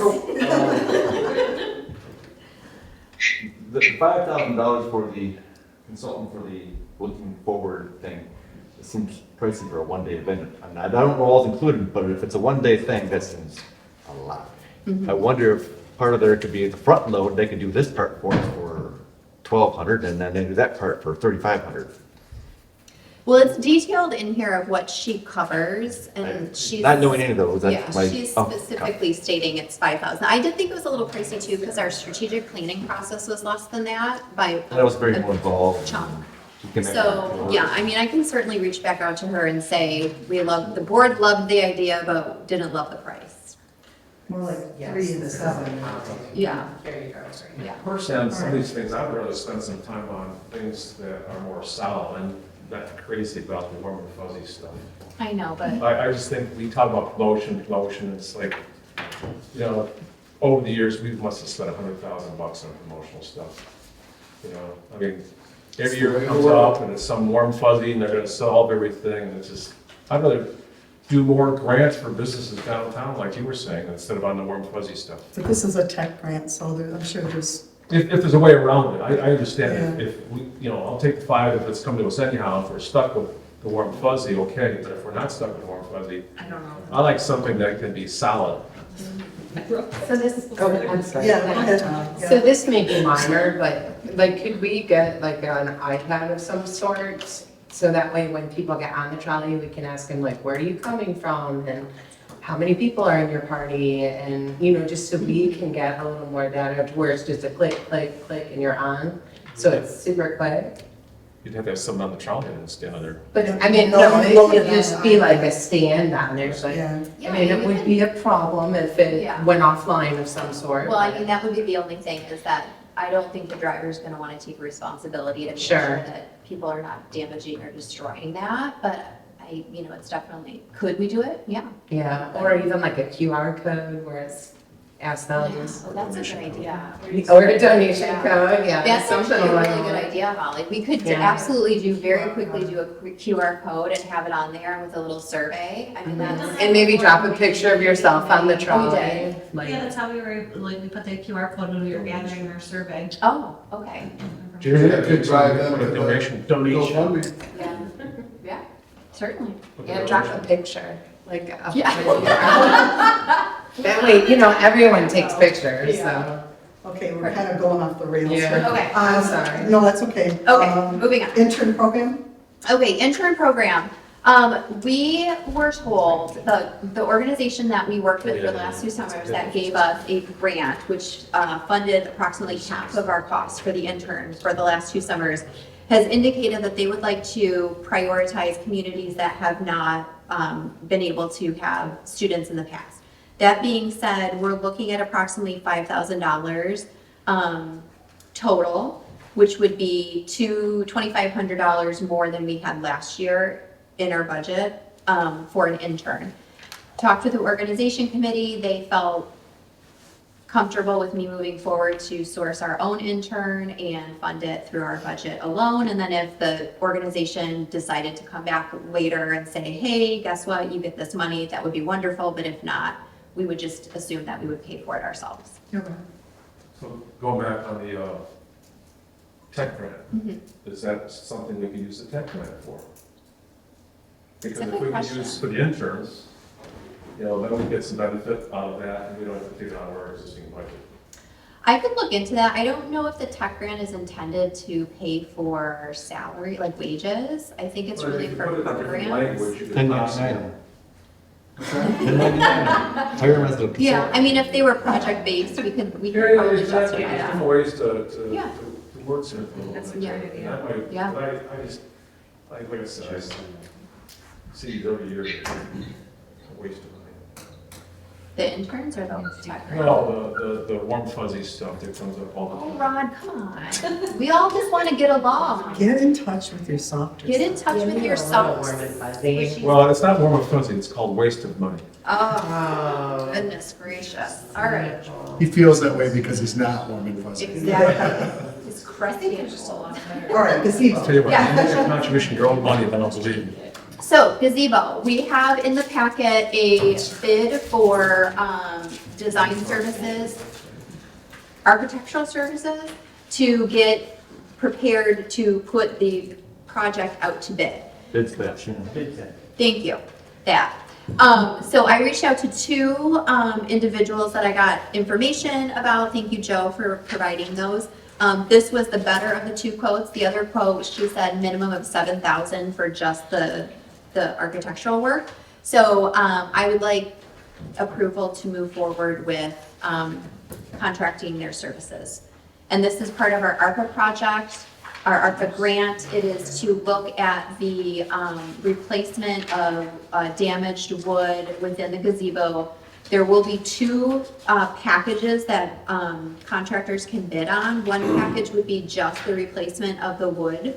The other package would be including that ADA ramp. So we can get information around pricing of what each of those would look like before you made a decision. So in the process, we're going to potentially restore the gazebo as it is, or to add anything to it that might make it a little bit, There is no intent to change the design or the footprint other than well, this like ADA. lighting or anything like that. I have to be honest, I don't know what's currently included in there, in the There's some gazebo. electrical, there's a couple electrical outlets. Okay, but they don't work, But no correct? lighting. Well, but I mean, lighting around the gazebo, something like that, LED lighting around inside it, maybe something with sound. I mean, because you have the conscience there, and those are things that need to be addressed. I think it's more refurbishing just the way it as is. There's plenty of, now, one of the things you could look at is the power panel out there that everyone uses, we have to go and unlock it, and they have to have access to it. That power panel could be upgraded to it's better to be used for all the different bands and stuff coming to it, so they can have external weatherproof outlets, and instead of DPW having to unlock a power panel and then lock it back up, it's, Okay, so could that be something you put in there too, so to his point, when we have somebody comes there to play, then they've got it ready to go instead of restoring what's not working? Absolutely, and I think, as we're looking at our funding, I'm not sure we're going to be able to accomplish everything that was submitted as part of that grant, so perhaps instead of, there were three components, there was the crosswalk project, there was the gazebo project, and then there was additional seating and shading throughout downtown. So if we find that financially it would make more sense to upgrade the gazebo project and pause on that seating and shading component, I think that's fine. Ashley? The tech grant. I mean, seriously though, like we've talked about For a the couple sound things system? since- for the sound system, for the electrical, Mhm. for, Probably. like, I'm just trying to think through things that we might need more. So I think then this goes back to that tech grant of, as a board, what would you like that tech grant to go to? Do you want it to go to the sound system? Do you want it to go to interns? Do you want it to go to marketing? Wayfinding? It could go to wayfinding. I Towards requested a historical. quote for that as well from, I met someone at one of the conferences that do downtown wayfinding. So I've requested a quote for that. So yeah, I mean, there are a lot of different options, but we have like a week and a half Yeah. to decide what we want to do. Yes, ma'am. And it doesn't have to be detailed, it just has to be ballpark enough. Like, we can't go in there and say, we're gonna do a marketing plan and then end up giving them receipts for, you know, the sound system. Does the ARPA funds, do they require the architecture piece? Because I guess to me, if we're just fixing rotted wood in a gazebo, a person that's gonna be of that trade is gonna walk in there and figure out the things that are rotted and replace them and give you a price for that, right? I guess I don't understand the architecture piece if we're just replacing stuff that's there. My It seems like understanding- a lot of money. When you bid on it, Yeah, they'll have, it's they that. can vary widely as what they're gonna do. They can replace it with this wood, or they can replace it with plastic, or they can say, well, I'm not gonna do that, or I'm just gonna scrape the paint that. He's scraping any standardized specs, they're all bidding the same. I don't know. But it's a lot. I don't know how much that bid was. 3,000. Okay. The other thing that I would say this, though, in the ADA thing, that always makes it easier to slide through because you say ADA, it's more likely to get approved. Well, for what we approved, the grant is already approved, and it has several components in it. You don't have to necessarily do that, I mean, that was listed in there, but Is it totally open-ended, or are there really criteria that have There's to be? criteria. there's general ideas. But we think any of these ideas would fit into that Yes. definition? Well, they've already been incorporated. So we're talking about two different things. We have to We're spend talking money. two different things. Yeah, so the tech grant is separate from the ARPA grant. So for the ARPA grant, we need to bid it out. We can't just say, oh, John Doe over here is a good woodworker, he's got a good quote, let's go with him. So that's where the spec comes in. So, Joe, you're paying an architect to create you a standard spec to create a bid package to go out to bid. Yes. And so that's gonna take him 2-3 days to do that. He's already spent time, looked at it, I told her, yeah. Yeah. Otherwise, if you just get Johnny's handyman down the road, don't tell him what he's gonna do necessarily. And you want something that's gonna last a long time. You don't want to use them very thin material or something. I think having it spec'd out gives you, again, It's more managing the, I would assume it's more managing the RFP essentially. I think it would, I think. Does that include like, He would include, I think, putting the bids out too, or is it? Yeah, I believe it says that. Yes. Yeah, they'll assist the selected general contractor with Yep. permits or approvals. Yeah. That's where we're. So it's a little, yeah. So do you need any action from the board here? Yes, I need approval or non-approval of moving forward with these services. I'll make a motion for DDA director to move forward with design house architecture to create a bid package for the gazebo not to exceed the quoted $3,000. Support. Okay, Scott Taylor, Yes. Holly Piper, yes. Jacob Nicosia, Yes. Ashley Ross, Yes. Marie Powers. Yes. Rod Charles. Yes. Okay, Skyline Lights. Okay, this is also just a FYI, so despite my email that I was super excited and sent to the entire community last week, they were out yet again this morning. So I reached out to Mickey, I requested a quote for how much it would cost to replace them in total and then in phases. For whatever reason, my understanding, the way that Mickey explained it to me is that the lights that were selected through this project initially were not the quality grade that he would have recommended for an exterior year-long project. So we're experiencing a lot of issues with the snow, the ice, and the moisture getting into the lines and tripping the breaker. So that's what the reason why the lights have been out as much as they have. And he also indicated that he was clear that it would only last approximately 2 years. So we're approaching that time frame to replace. So heads up on the cost for that. This is all stuff we're thinking about as we're going into this budget process. So not this money pit house that we're talking about here. So that's just more of an FYI. Can we replace those with the tech grant? Yeah, absolutely, but it would pay for like 2 buildings. It won't pay for a lot.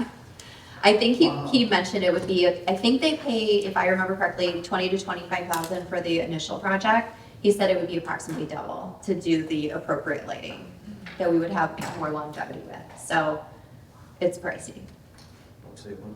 I'm sorry I keep going back, but I would really rather see, at this point, I don't personally care, but we just listed 3 to 4 different projects that I think the tech for grant would be better suited for. Okay. I agree. Are you saying that warm and fuzzy? You know I love You got your way, nothing's warm and fuzzy. No team building, no collaboration, Listen, we can. just still light do team- bulbs. Scott, we can still do the team You building. won, Rod. No. Oh, no. I can facilitate that team building. Don't you worry. We will still have that team I'll still building. hold your thing, keep going.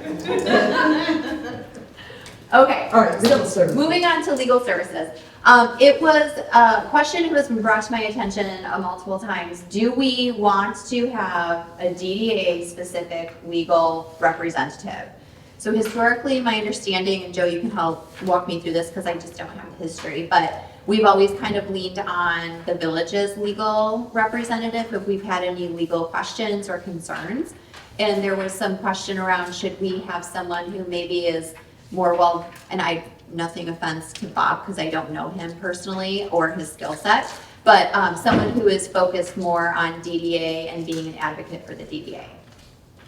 And so to give some financial pieces, again, I talked with Joe, he gave me ballpark, he's thinking approximately 120 to 150 per hour for Bob's rates.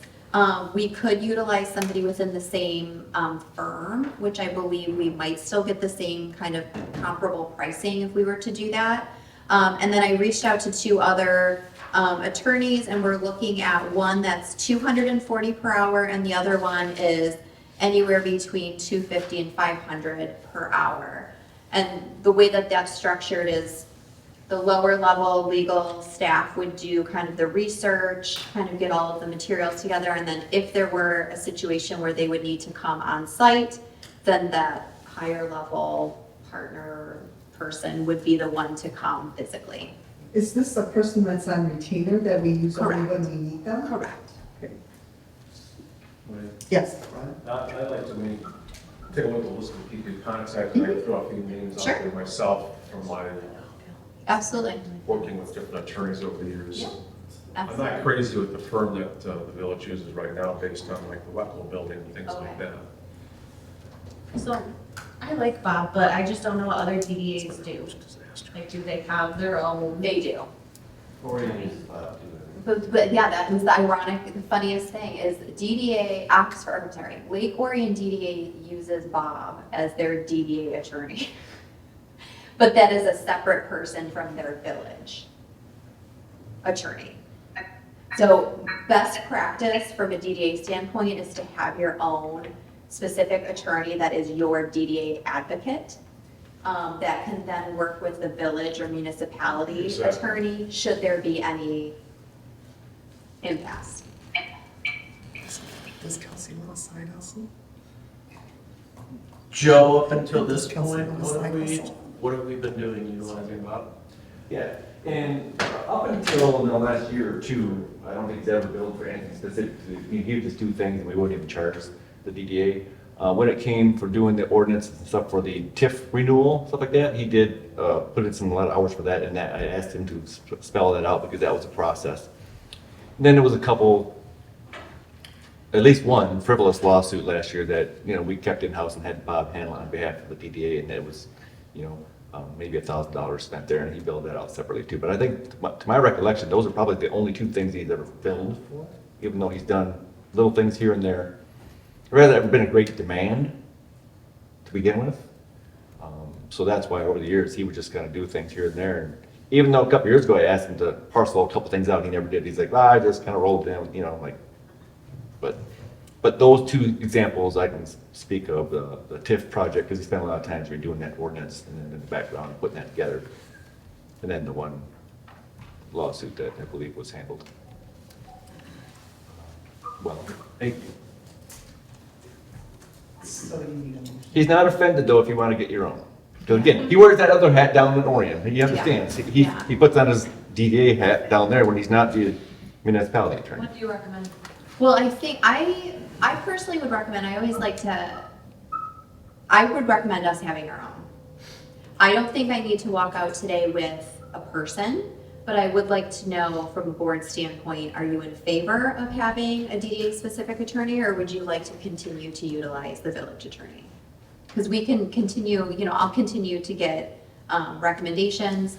Of these two individuals that I spoke to, one has worked extensively with DDAs in the past. The other one has been more with municipalities and kind of some conflicts maybe with that, but not as much with DDA specifically. But one, again, the more expensive one, of course, is the one that has a lot of experience working with DDAs in the past.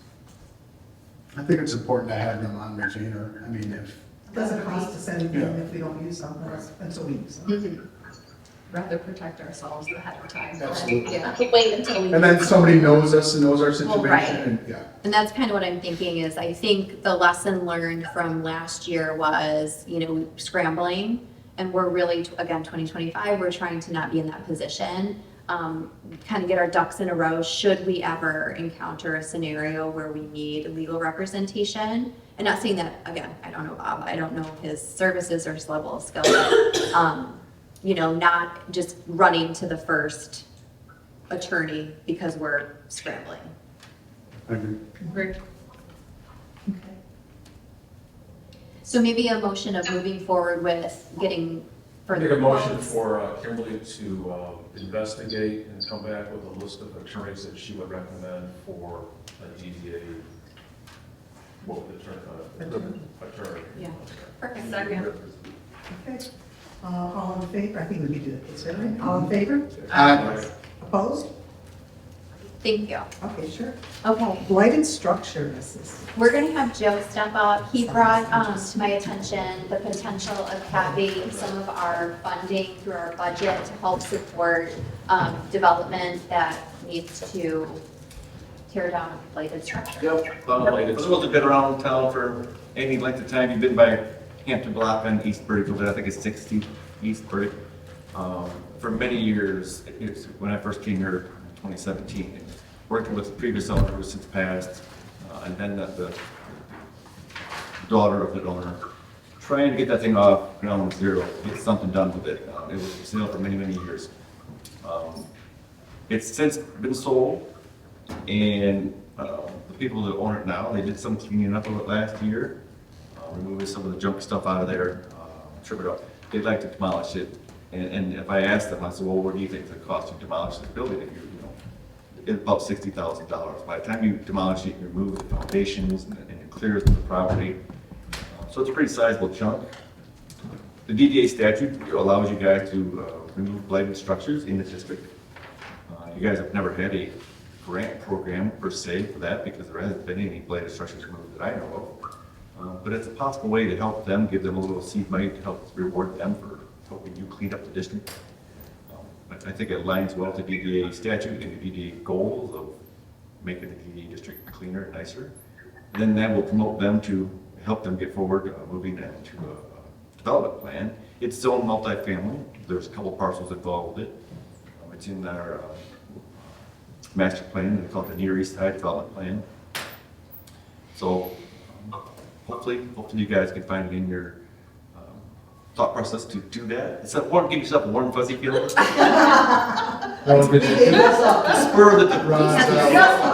He has no feelings. to spur the cleaning up of the thing, help them. Maybe we do a nice glossy promotional brochure. Listen, that's That's what's what important. again, I don't know, I don't know what's in your budget. I haven't reviewed your budget. That's up to your director. I Again, have. so she can speak to that part, but they would like to get that done. We tried to get with them last fall, and in the wintertime, they were very busy. And if you don't know who owned it, it's the Saradan family, the Saradan Construction that purchased it. Yes, and they would like to do it. They were so busy last year, we were gonna get with them in the fall, wintertime, and I finally just met with them about a month ago. They would like to get it demolished in 8. Because once they get out there and busy, their equipment's all over the place on job sites, it's not gonna be that convenient for them to just get this thing done. Yes, yes, Ron. So it's $60,000. I asked him, I said, well, if someone came to you and said, what's the price to demolish this? And the site. And he said it'd be about 60,000. Now, that's because they have the equipment. Yes. His expense, or if he farmed it out. If someone came to him, if he didn't own it, and they were to quote that job to do that work, he said it'd be about. So that's 60,000. retail. So what contribution would we want from the DDA? What's the proposal? I was thinking somewhere between 5 and 10 grand. Okay. And do we have an example of what they're proposing to build there? They have no final idea what the proposal is. Again, it's zoned multifamily. It could be condos. So we don't really know what's going to be built, or is the No, answer? no. The short-term goal is to remove the blighted Do structure. we have a time standard for this, or is this going to drift down like other projects? Here's the thing, you wouldn't give them the money until they did it. And you could say, well, if we decide to give them a grant of any amount, you could Because I say, can think of another project that was started in 2017 and still not done. well, we're not talking about that, no, we're talking about this blighted. Well, that's my point. We don't want to do the same thing again. Okay, It's very different. not even close. Yeah. You could go to them and say, look, we're willing to fund you a grant, at whatever over $1, let's say, whatever your choice, provided that they're demolished and it's done within 90 days. Something like that. You could quantify it. So potentially, we'd say if you do this within 90 days, and then when you're done building the structure, we would give you 5,000? No, but they're done demolishing it, because we would do demo, our building official would go out and do the open hole, make sure that all the foundations are done, we would go out there and witness the capping of the sewer and removal of the decluttering, Okay. that. So once that is complete and it's cleared and it's signed off, And it's a field? Yeah. yeah, So- at that time, you could say, great, you've done what like a lot of grants, you've done what's required from the grant, here's your money. So I'll replace, so 60,000 bucks potentially, we could get a grant or a proposal like we have for other facade or whatever else, whatever the dollar amount would potentially be, and we say, we'll give you the 5,000, and within 90 days, you will complete the project, then we'll give you the 5,000 bucks. That's what we're thinking about. That's what I'm thinking about, but I don't expect to see some kind of proposal like a facade or anything like that. It's just, it's clear and simple, they're gonna demolish it, and if they demolish it and it's done and we signed off, the permit's done and closed out. We should have something in writing. I agree, something would be good, but it wouldn't be anything like proposal. They don't get any money. And if you wait till April to approve it, they might want to get it done in the next, Right. 3 Well, I weeks. think it's a great idea. That place has been an eyesore since, well, that I can remember. Yes. Marie, there's. Oh, yes, I called you earlier. Where are we at on our current budget? It's a great question. From a grant standpoint, our budget, we've allocated about 60,000 each year for the last 3 years. So 22, we utilized 42,000, in 23, we utilized 12,000, and in 24, we utilized 17,000. 2025, we have our first one tonight that we're going to be reviewing in just a moment. So we have not exceeded or even come close to our budget in the last 2 years. How much for each grant do we grant up to? So a sign grant is up to 1,500, a facade grant is up to 10,000, and I believe a rear is up to 1,000. There's three. The rear I forgot we entrance, had the yeah, rear it was a entrance. newer one, and we've only had one, I believe, that's actually taken advantage of the rear entrance.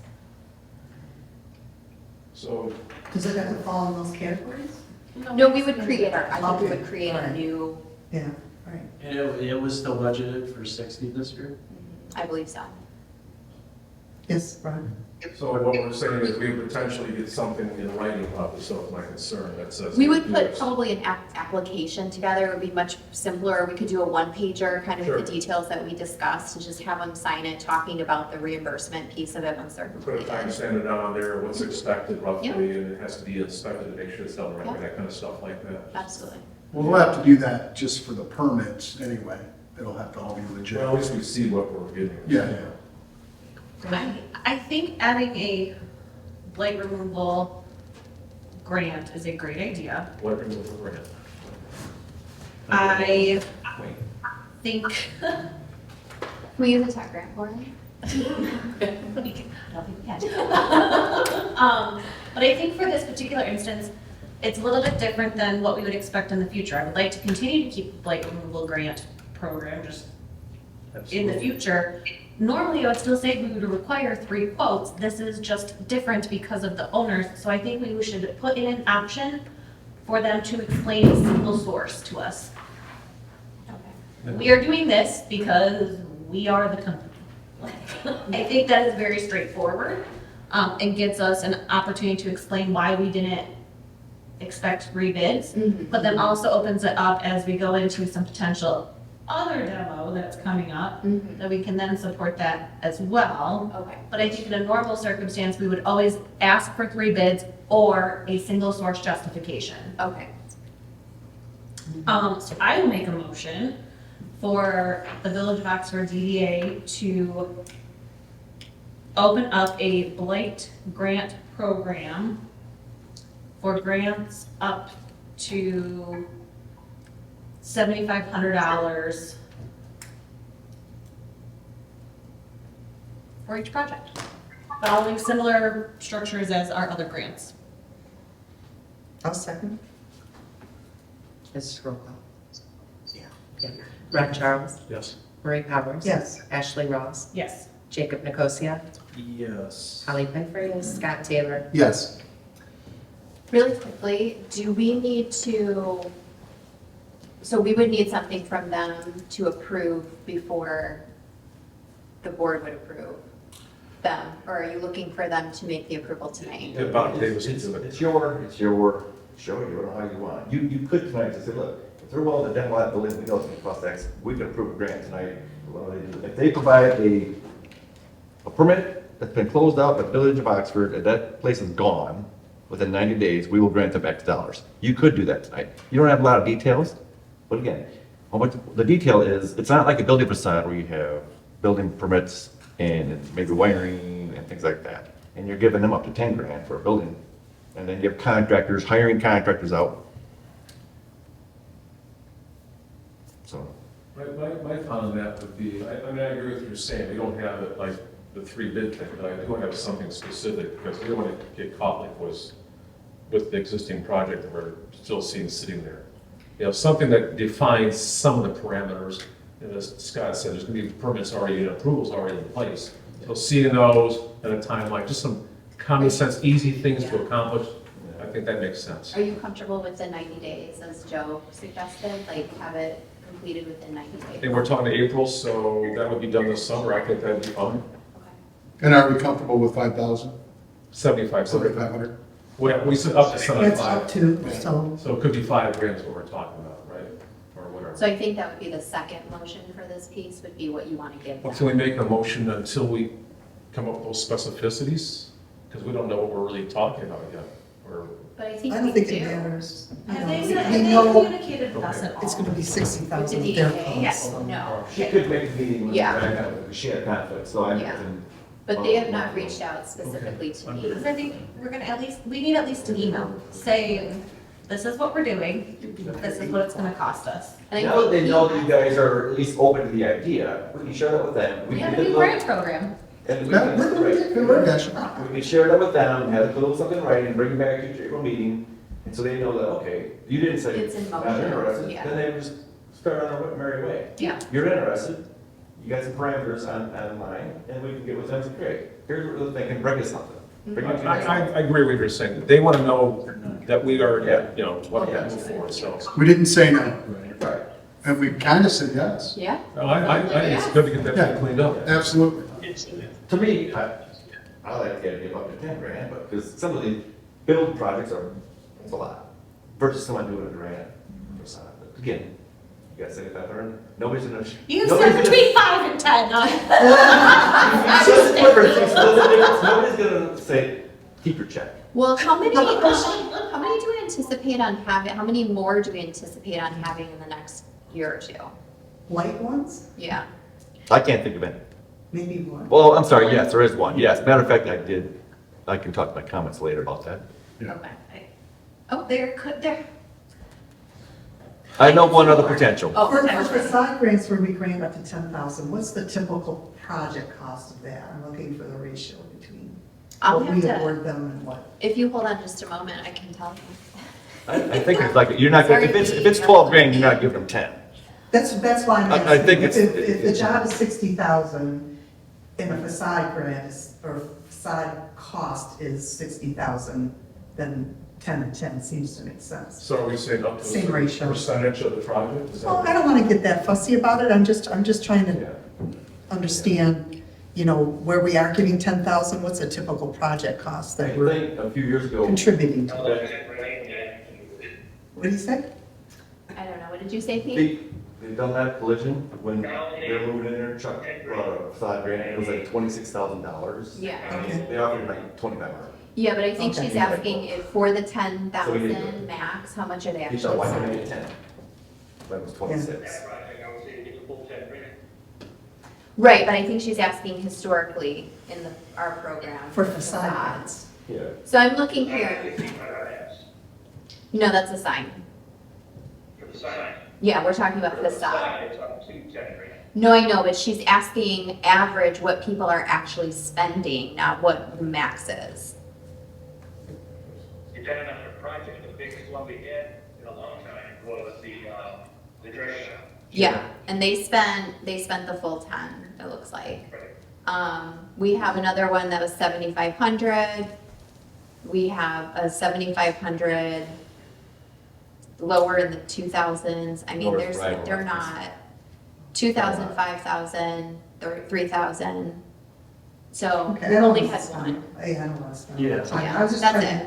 Which we to get a think fair about- number. 10% is, so that's fair, I think. 10%. Yeah, and honestly, if it needs to go up to, if it needs to. Or can we decide at a later date too, and just tell them that this is what we're looking at, it's gonna be in this? Well, you have one right Range? now on the table, and I think it's, We we're not sure. already voted. Yeah, well. 7,500 We Okay. already All right. voted at 7,500, it's what, Okay. 13% It's of like the that, project? it's like a historic sign thing, I think we made a decision last month. Yeah, I think we were just asking if they were gonna approve the one tonight or not. And it sounds like we're not gonna approve it per se, we just need something from them and we will That review it. single at source the next- justification Yeah. and for them They don't to, have to come before the board for approval anyway, so, right? Got it. they will need Once to it's filled before, out. they'll need to, just like anybody else, come back to us Right. and say the work's done and Right. we write through the check, like, yeah, outside of we that. get our permit that we signed off for our building official that Because they're gonna do it either way, so Yeah. our timing isn't that important. right? And they may, Well, you don't want they them may to do it say, first. well, if they do, then they don't get paid, but that's their choice if they don't wanna wait for us. Normally your They will grants, always need to get- normally your grants can't have the work done prior to the grant being awarded. I got you. In this case, if they say, look, you know, what's your meeting next month, 15th or 13th? 17th, I think. it is, 17th? Or 21st. Okay, if they come to us and say, look, we're getting busy April 15th, we're gonna do all that thing starting April 10th. I don't know if there's a scenario or not, could possibly. Well, I mean, we can let them know tomorrow, right, that we're open to the idea, and then that's If their they hold off for a choice. decision, they can hold off for Yeah. the decision. You If guys. they can't wait, I am pretty sure we can come in and do a vote real fast. We can have a, right, we can have a. I think we Yeah. can do a Yeah. special meeting, if it's that necessary that they do it before April 17th, just let us. If they have projects going out, and they might have a huge project starts like that following week, and their equipment's gonna be in e-course for all I know. I think we're gonna be pretty amenable to that, we've created a new program. We all wanna see the building gone, right? Yes. Right. Okay, Sign grant, here we go. Yes, sign We're grant. seeing the light at the end of the tunnel here, guys. So this is a sign grant that Marie shared earlier. This is an illuminated sign that would be on the parking lot side of the northeast quad, which is right next to the Oxford Bike Shop, which their sign is also illuminated. She got 3 quotes. She wants to go with the Orion sign and graphics and sign. It is not the cheapest quote, but she worked better with the individuals at that organization. She felt like it was just a better fit. And she understands that it would be a max of 1,500. So where are, you said the quotes, right? They're right behind the application. That's not what I went through earlier Yeah. today or yesterday, but she wants to use the better one, or her definition of better one. We're only matching it for $1,500 anyhow. Correct. Right. Yep. It doesn't matter. Yeah. I was confused. Yep. So she would be eating the cost above that 3,000. I'll make a motion to approve the sign grant in the amount of $1,500 to Refinery Health and Wellness. Support.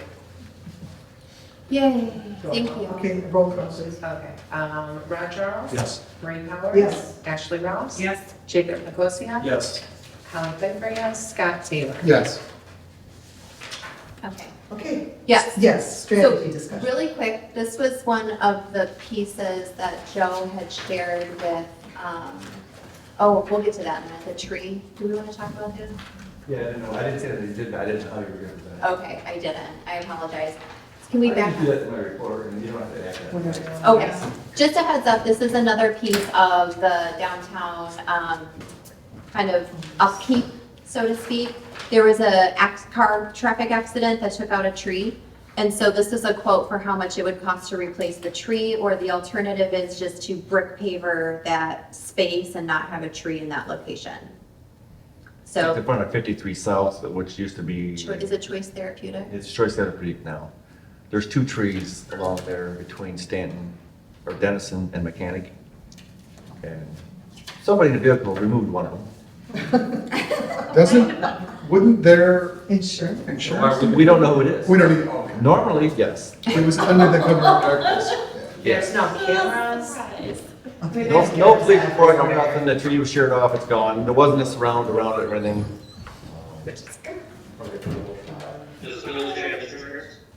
Does the village have insurance? Again, yeah, if we did a claim on it, we have $1,000 deductible. And you see it's 3,000, that cost was, I did, okay. I'll just expound on it a little bit. Do you need So that price there was from an accident last year in front of the movie theater when a car went off and took out the bench, the tree. Now that location, the trees have the fencing, the aluminum fencing around it.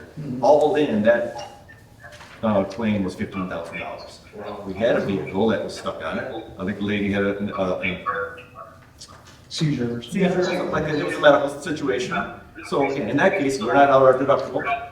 They start working against them, it gets done, and we're involved in all the coordination, DPW gets them and with the trees and all that stuff, we coordinate it all.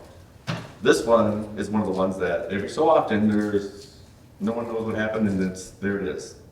So if we were to turn it into our insurance company, they will hit us with $1,000 deductible, which happens a couple times a year. In that stretch that people drive on so much. And again, so the idea is, do you want to spend, and I wouldn't want to turn it in, because then it hurts us more and more. We're looking at $3,000 for a tree, they're gonna pay $1,000 up, or we get $2,000. You'd be better off to just pay it, have it in, or do you want to look at this location, say, it's the last 2 trees that were put in, we used to have them just in the main core, east down to Stanton Dennison. Now these 2 are, in front of the bank and in front of this building are the extension trees. They don't have fences around them like the ones in the main court. It's between the sidewalk and the curb where it's all brick pavers except for this spot where there aren't brick pavers and there's a tree. You could pull the tree out, you could capture the irrigation bubbler and just brick it over so it looks just like fine. Or you could. So what does that cost to brick it over? I think they have bricks around and their DPW should do it. But if you want to go the route of, no, we want the tree replaced, this was the price we got for the tree portion of that claim in front of the theater last year. Okay, is this, add 10% to that perhaps for the Why is later. this DDA and not a village expense? It was part of the DDA streetscape that put them in, so I guess I was looking at it that way. That was my thought too. Why is Yeah. the DDA expense? Well, then, is it a DDA's? Well, you got the choice of it, I guess, too then. I mean, if it was up to us, we wouldn't replace the tree. Why don't we split it? Do you want that tree in, I guess that's the first question. Do you want What's that the one? brick pavers cost? He said no. I think we have some. But it's gonna cost labor, but now the design is so new, to lose a tree, I think, would be a shame. We had to lose one in the north end because of MDOT's failure to obtain the right of way, and we had to go down, and that's why that one went away. And it doesn't look as good, Yeah. But that was, but I also don't necessarily think that this is solely a DDA expense. well, okay, so this came up this morning, we already got these numbers today, like, I forgot about this thing happened a few weeks ago, I was leaving off my radar. So that's kind of where we're at on it, but that's what it's gonna cost to have that tree replaced roughly. Right. There's gonna be discussions. But I can agree with what Ash was saying, but I would also be willing to say if we could kick in some money, maybe share the expense with the village, but not the whole thing. I like the idea of having the tree there for a lot of reasons, but I could see some of those cost sharing. Trees. I like trees. I mean, I think I'd be willing to split it 50/50 Yeah. instead of Well, bricks. again, in part of, I think, I touched base on it to you today, when the M24 task force was in place for many years, and then the project got kicked, because I was here the last 2 years of the task force, there was a lot of discussions about all the amenities downtown. The additional benches, the additional planters, which require watering, the additional streetlights that went, then extended all the way down to the end, and then all the way to the north end, that require additional upkeep and things like that. We've had a couple of claims of those that there are a responsible party to tag it to, fire hydrant, streetlights. And we ended up turning those into our insurance company, and we absorbed that $1,000 deductible through the village.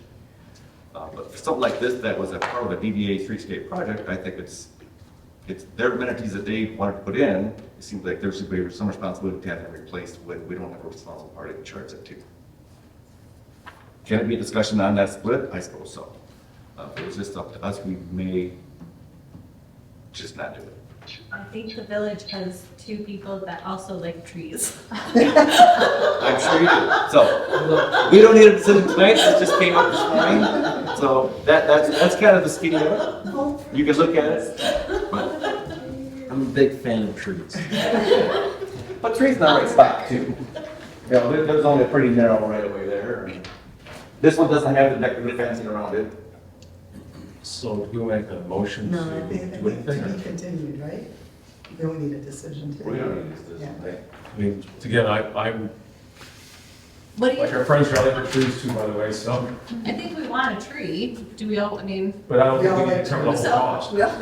I'll make a motion that, Can you move one? one, we would like a tree to be replaced, and then the DDA would be willing I don't know if to they survive. spend half of the cost that the village would be willing to spend to the other half. I'll second that. All in favor? Aye. All No, opposed? it's a.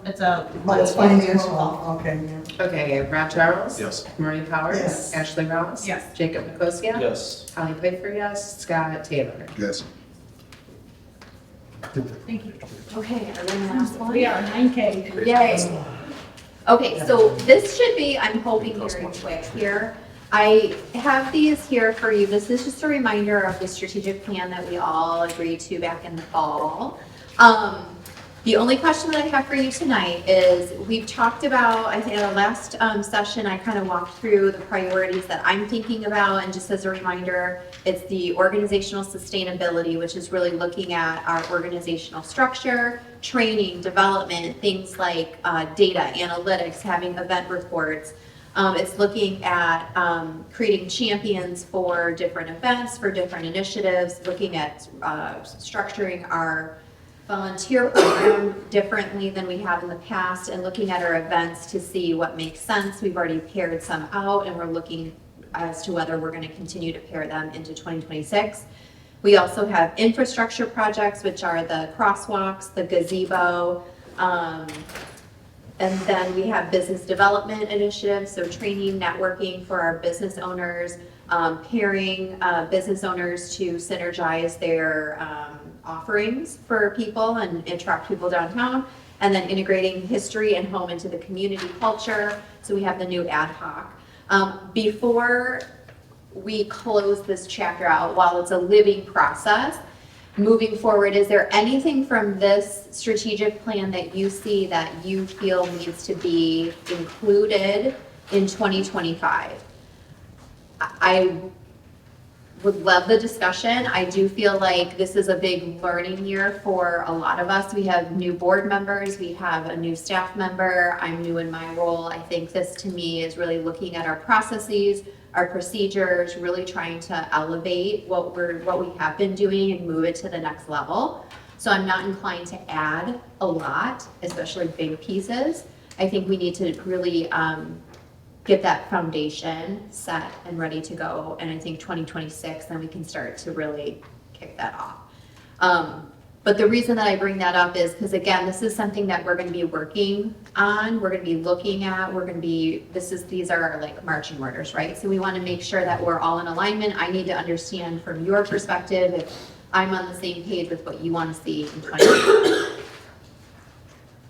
don't know how we could possibly add anything else. Okay, I love that answer. Yeah. Let's Yeah. I mean, I think we did a very thorough job when we went through the workshop. And I can't think of anything else we want to add. Okay, so the only thing, just to clarify, we're all still gonna do all of this stuff, it's just some of the timing has been switched a little bit because we've had some transition with Kelly departing and me moving in.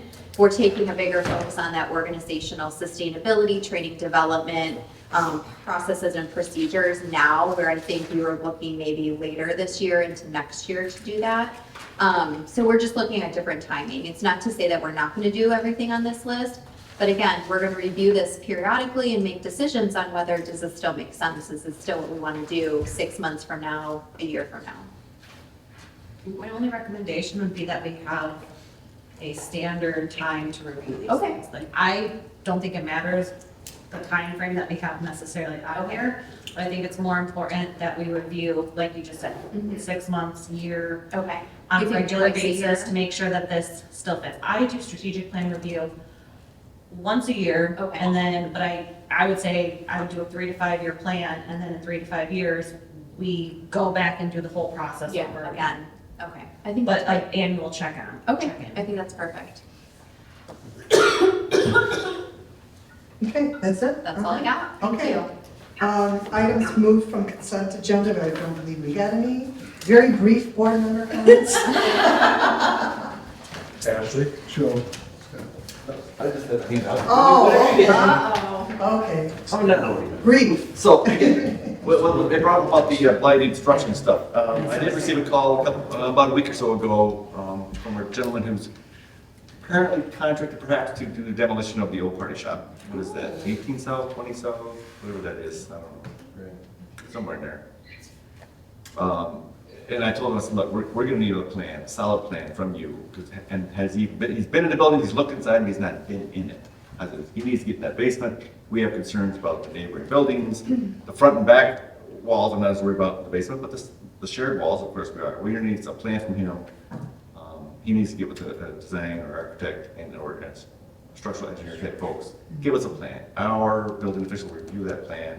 I'm concerned about the debris, dust control blowing into the traffic, so we'll need maybe some scaffolding set up on the sidewalk side to keep debris and dust down. Of course, there's gonna be water in it, that's part of the demolition process to try to keep dust down, but anyways.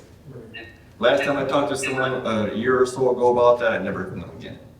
Don't know if this gentleman will be back to visit or follow up or not. To front of the meeting, you talked about the home history. I reached out and spoke to the building owner where the Tungsten Hardware logo had been. She said, well, it's gone. I paid someone a few years ago to power wash. It is completely gone. There isn't even a remnant of it. However, she's open to the idea that if you want to put one on there, she's open to it. Thank you very much for that. Which building is that? And it's just south of the pharmacy here. You got The old two-story building. buildings, the old Masonic Hall, building, I think it is, the old Masonic Hall. Yeah, And it's got the big north-facing brick wall. Yeah. It's the third story. I got you. Yeah, it's, I love hearing, I know these things, that quaint feel, it really sets out a lot of stuff in Oxford. It says, the name of the hardware, 1862, it's really a cool Yeah. looking thing there.